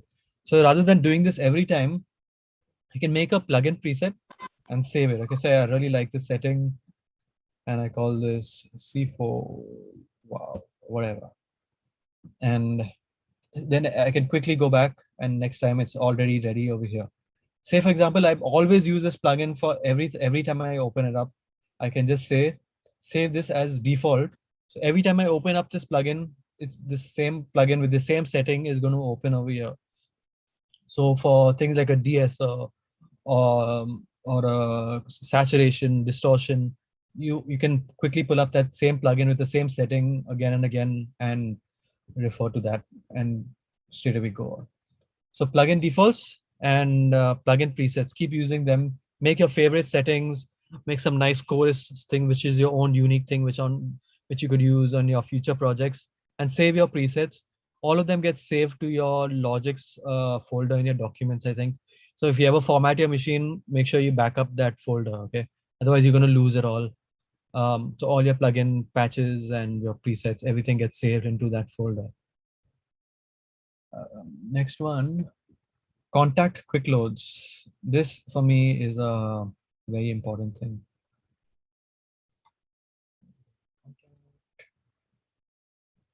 Contact.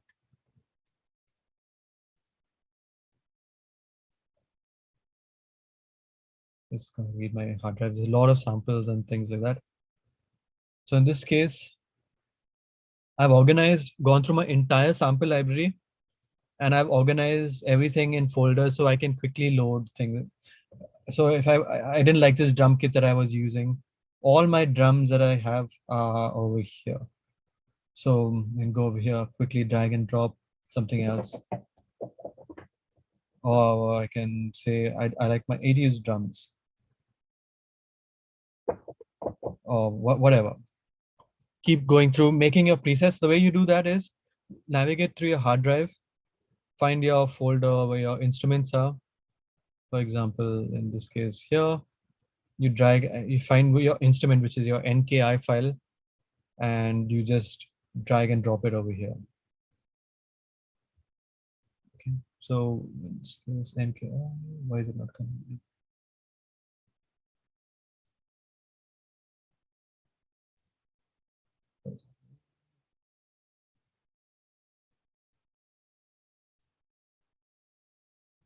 Normally it happens. I don't know why it's not happening right now. Let's choose another one. Instruments. There you go. I don't know why that didn't happen. So later on, I can come back and straight away say, okay, I'm looking for an orchestral thing. I'm looking for some strings or a harp, whatever, drag and drop.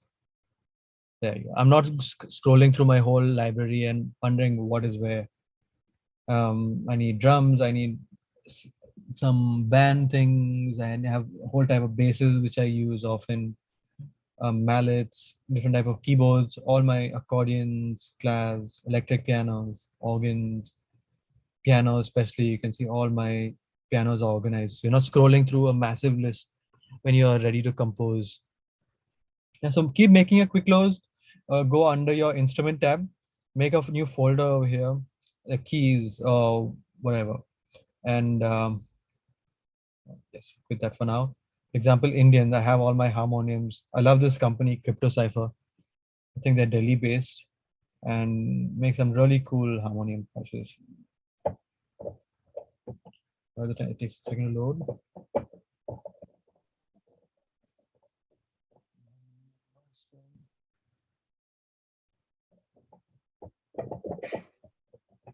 Find out where on the keyboard. Sample.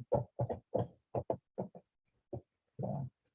It reloads quickly, but anyway, you get the idea though. Yeah. Just quickly make your quick loads and you're ready to go. Next one, track alternatives. Okay, this one is really awesome. So when you're working on your bass, for example, I did a session right now, and I played a bass line. Okay, this is my bass. So that maybe is not the best idea for the bass. I want to do a different version. But I don't want to get rid of that idea. Normally, what I would do before was I just take this, drag it over here to the side, and just maybe play it again. So 2, 3, 4. And then I'll be like, no, I like what I did before, and drag this over here, bring this back again. And then I have like a whole big mess over here. So what you can do is, if you go under track heading components and say track alternatives, is disabled by default. You just have to click it, and it gets enabled, and you get 2 arrows over here. So and when you can just say new, there you go. It goes under a second, it changes to B over here, and then you can try out a new idea.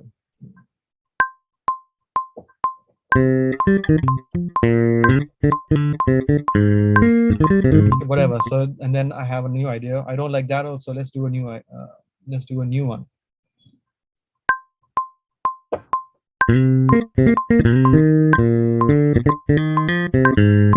There you go. That's my third idea. Now I can audition between each of them in context of my track. Okay.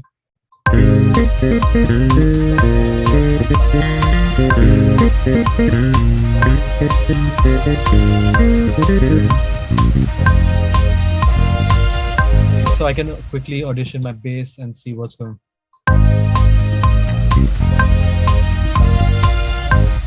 Track alternatives. Okay, really awesome. Works for MIDI, also works for audio.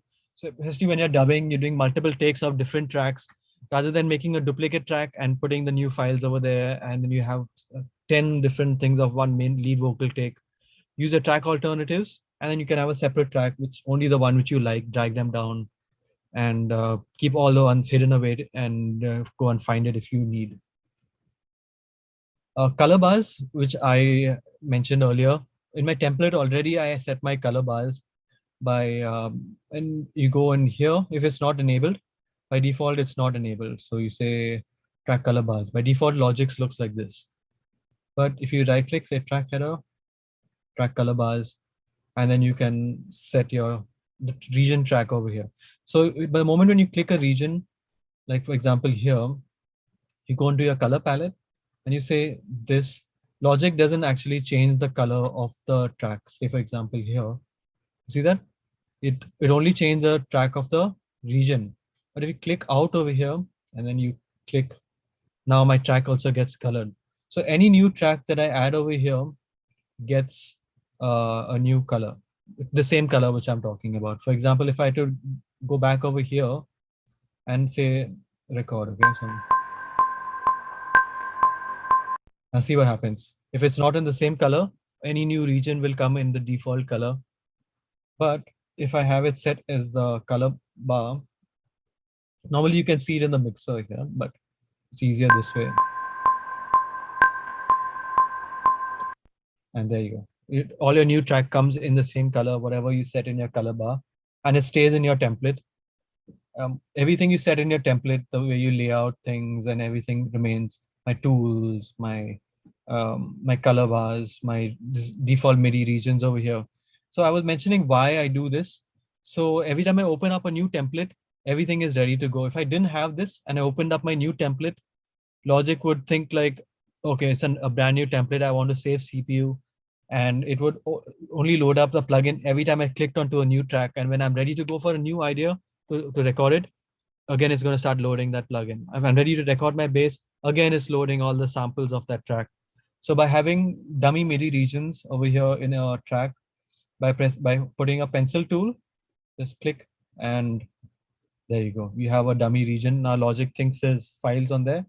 It takes like a couple minutes to load in a very heavy session. And if you make a new one, but it's well worth it because you don't have to waste time. And then afterwards, you can always do that power button disable, like you hold on option and click it, and then make a new template with disabled if you need. Okay, then track color bars. Okay, that's cool. Moving on to working with video. Anyone interested in working with video? Just let me know so I can explain that also. You can message or you can put, like, you can speak. Yeah. So anyone over here? So you can let me know. In the meanwhile, I'm going to talk of some other plugins that I really use, third party, not in Logic, but they really enhance my workflow. Okay, one of them is called Snapper. So what this does is I open up my Snapper, I go into my Finder, and say, for example, I go into my project. Okay, I'm looking for, say, for example, a room tone. Okay, room tone, or any sample, like I can say drum. So you can see this is when a lot of times in advertising, I'm looking for a sound. By default, I would have to do this. Okay, go in here. Okay, right now this is open, but I would have to use Finder to preview what sound I'm using. Scroll through it like this and see what is there. Then drag this whole thing in here. And then realize, okay, maybe I only want to use a section of this and then use it. But now I've dragged in a 2-minute long sample into my Logic, filling up my solid state drive with precious space, which I don't need. I just need only one tiny sound from that folder. So if I didn't have to do that, I open up my Snapper and it just loads in the background. There you go. So I just need like this little snippet from here. Boom. If I need drums, for example. Okay, I really like this open hi-hat fill over here. I don't have to drag the whole loop in there and start chopping it. I just select it straight from my Snapper and I'm ready to go. There you go. And I can just trim my sample back. I just wanted only this part of it. This is.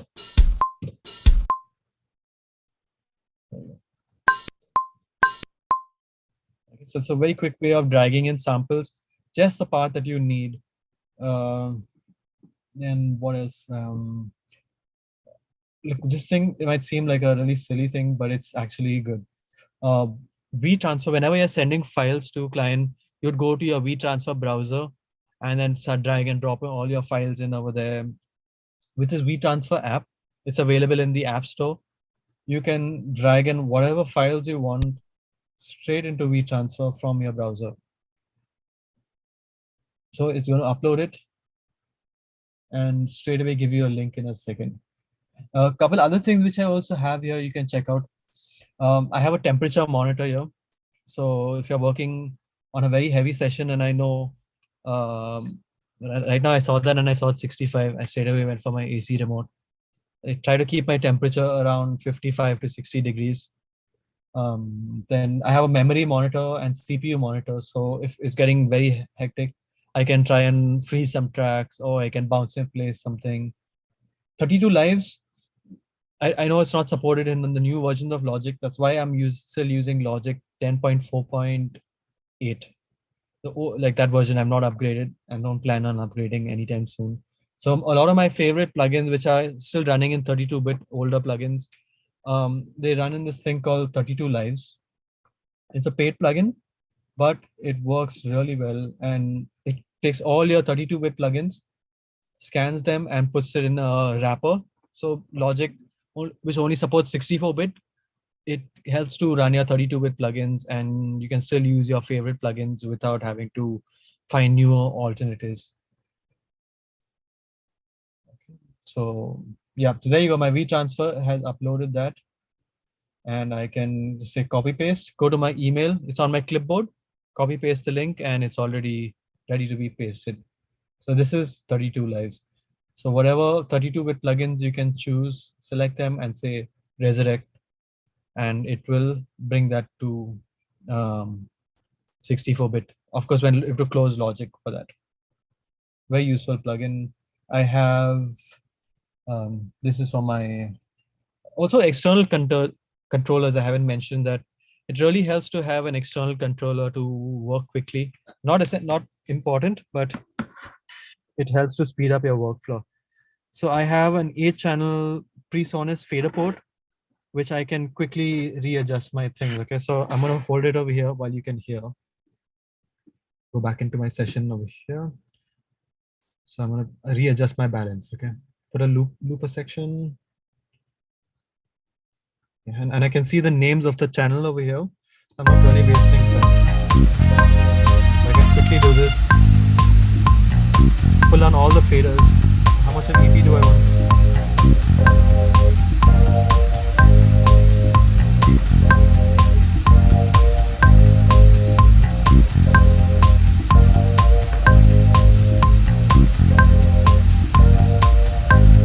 Not even touching the mouse.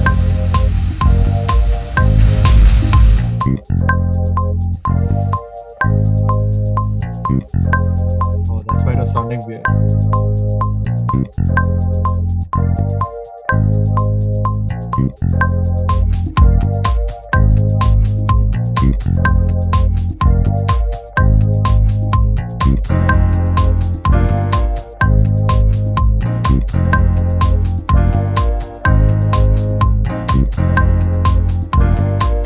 There you go. I've quickly come across a rough static mix without having to go into my mouse. I can control everything. I can control plugins, control the pan. Like, what am I controlling? I can control sends, levels. I can do start, stop, record everything from here. Can record my automation, especially when I was doing a lot of work in for these documentaries and a lot of channels. I just want to real time control my dialogue, control my music, and everything together. So just occasionally duck the music down, push my dialogues up. The other thing that I have over here is a Softube controller one. So that controls with, I can quickly control all my EQs. I can control how much of lows, highs I'm gonna cut. And it's always good to have the software e-licenses handy. Right now, I'm not using them so much on this session, but otherwise it's always plugged in. iLock is plugged in. Mics are also always hanging around. Monitoring, I'm a big fan of Genelec. That's my chosen monitors. I got these new monitors called the 8330s, I think, with a 7350 sub, I think. And what these monitors do, what makes it really special from any monitors that I've ever used before, is that these monitors adjust to your room. So what I did was I had to keep a mic stand right here where I'm sitting. I put on like this special microphone, which is connected to your machine via USB. And it does a sweep of the room. It does like a sine wave sweep, and it records your room exactly. And it is shocking to see how much like lows and artificial highs your room creates. Despite, like, I just got my full room treated, but around the 200 hertz, there was a big bump, and around 2K, the room was a little bit dull. So it compensated for that, all in the software itself. And it sends that setting to your speaker via the Ethernet cable. And then it saves that setting there. So next time you don't have to keep that thing on. So if you ever working in an untreated room, like investing in a pair of smart speakers, which are called DSP speakers, really makes a big difference to your sound. Otherwise, you have to learn your room and see, okay, my room is artificially boosting this frequency, or it's not doing enough. So you might think, oh, I have not enough of this frequency, so I might boost more when you already have too much, and it's doing worse things to your mix than anything else. Okay, any more questions?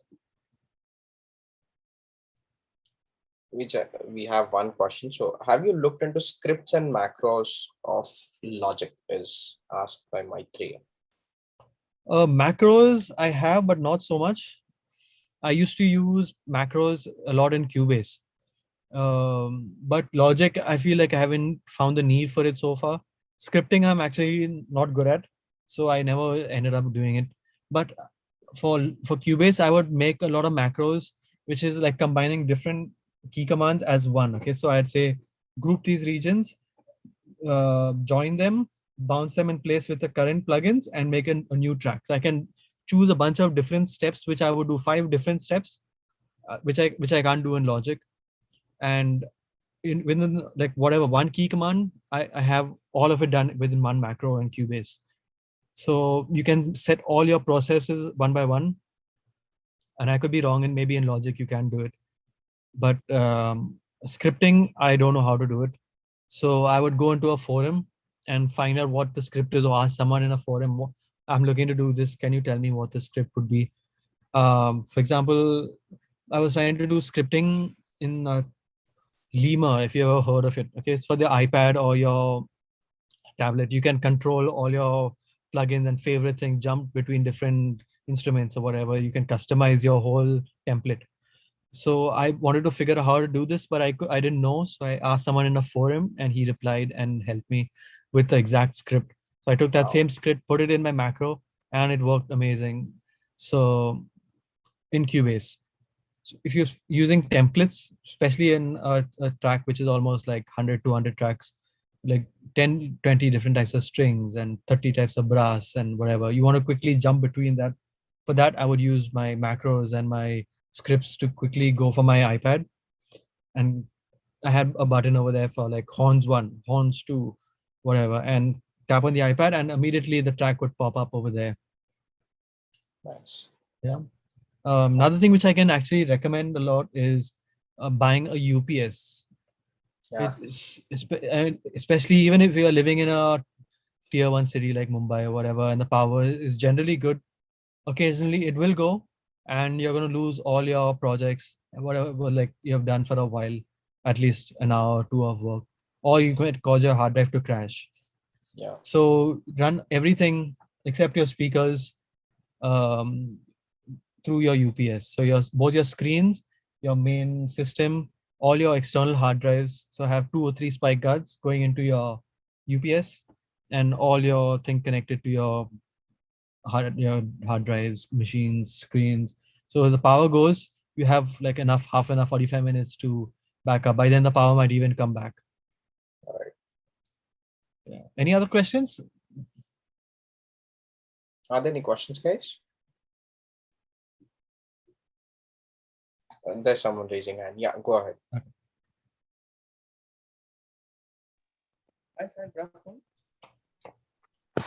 Hey.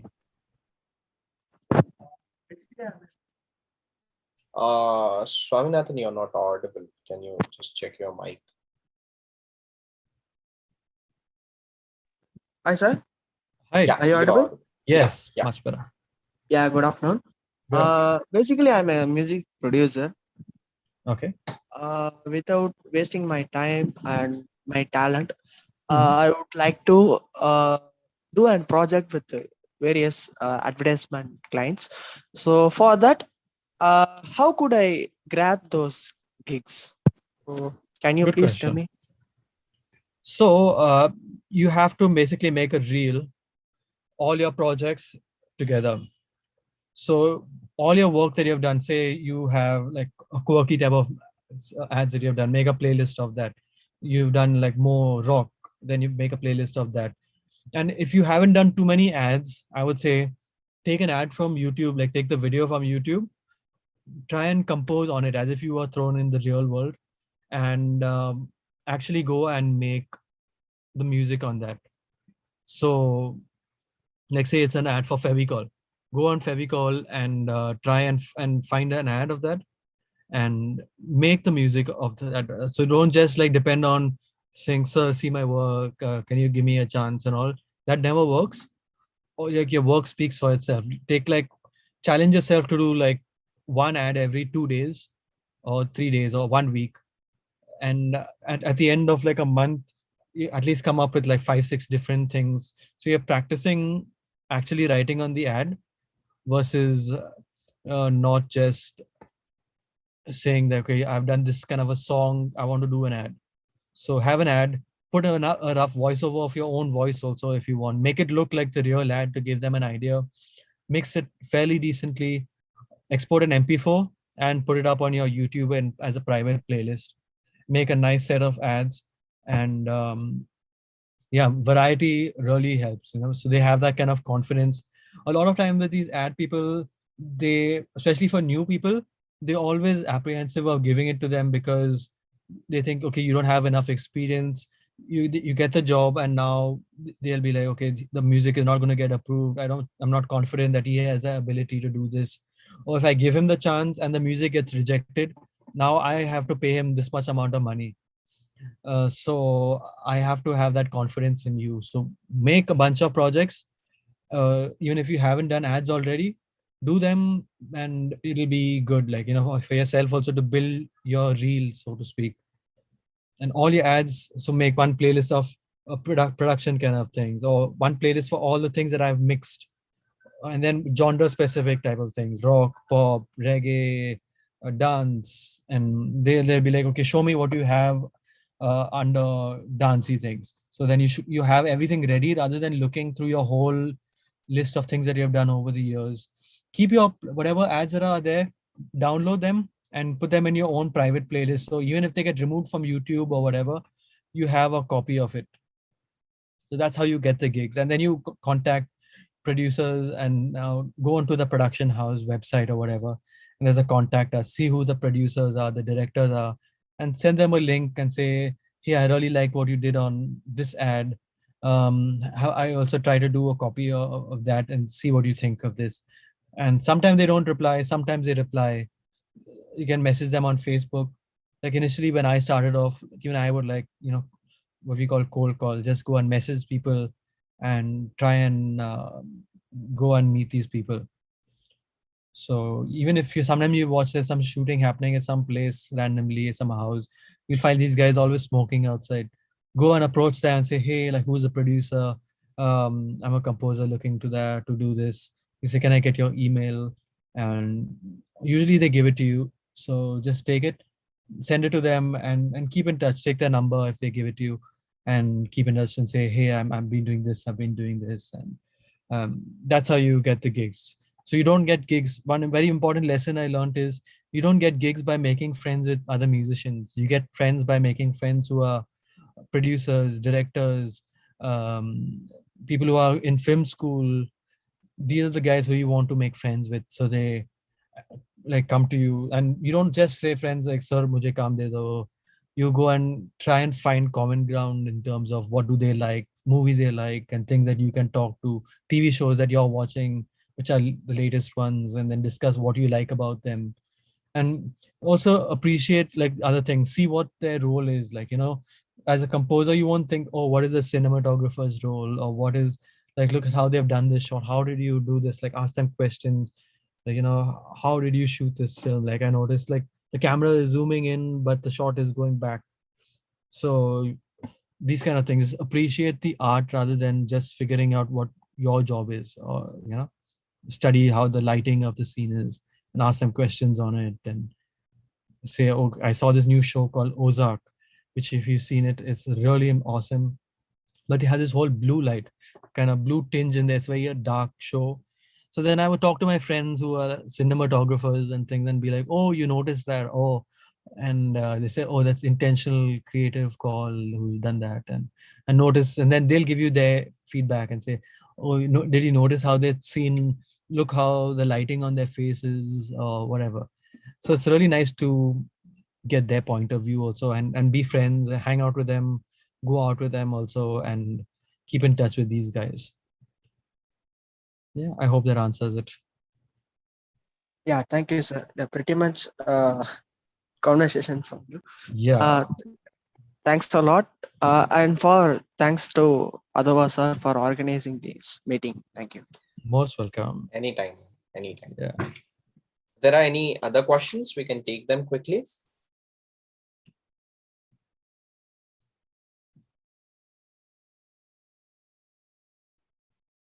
Anything else? Anything related to logic or post-production?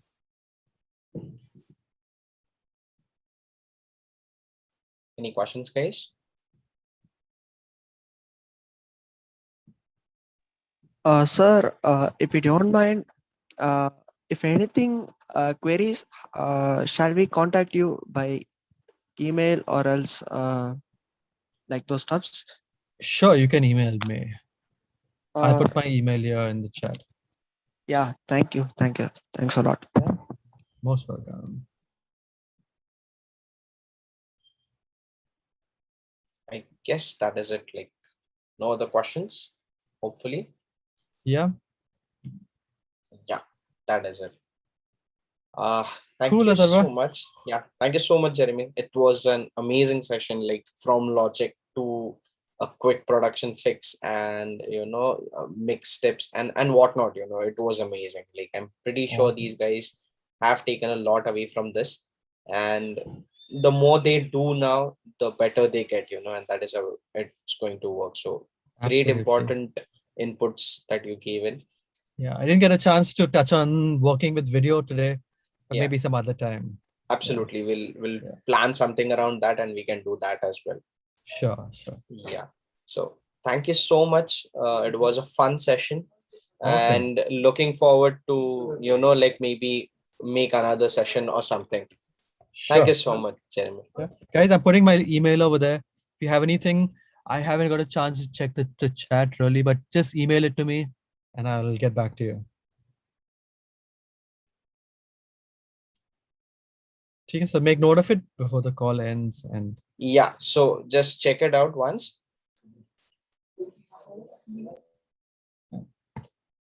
cool.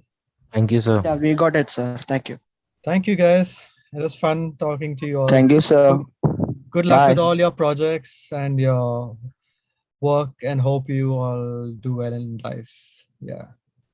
Thank you. Jeremy, I request you to stay back. Students, you guys can leave. Okay. You guys can drop off the call. Thank you.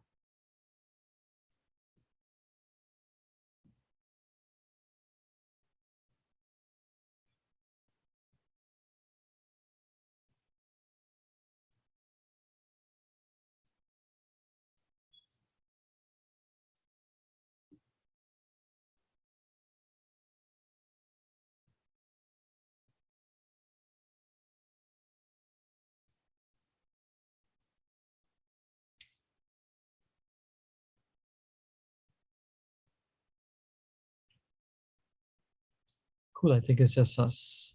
Yeah, great session, man. Thank you so much. Awesome. Yeah. Yeah, it was fun. It was fun.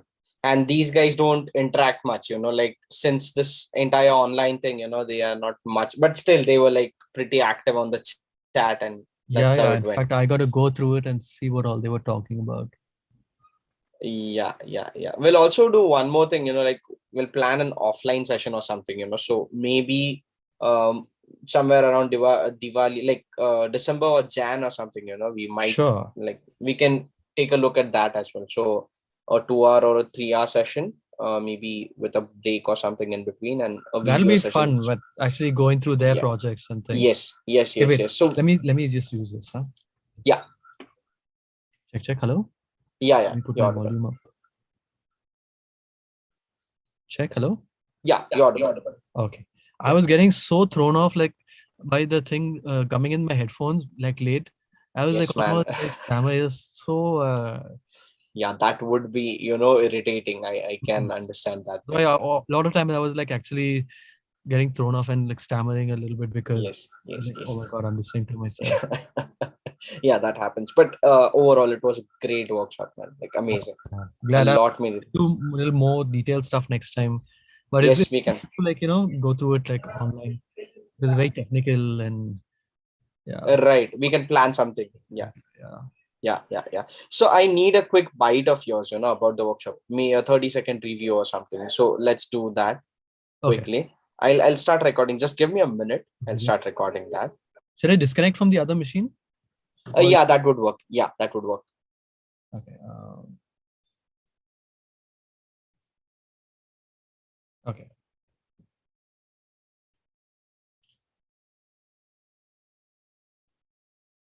Tell me when you're ready.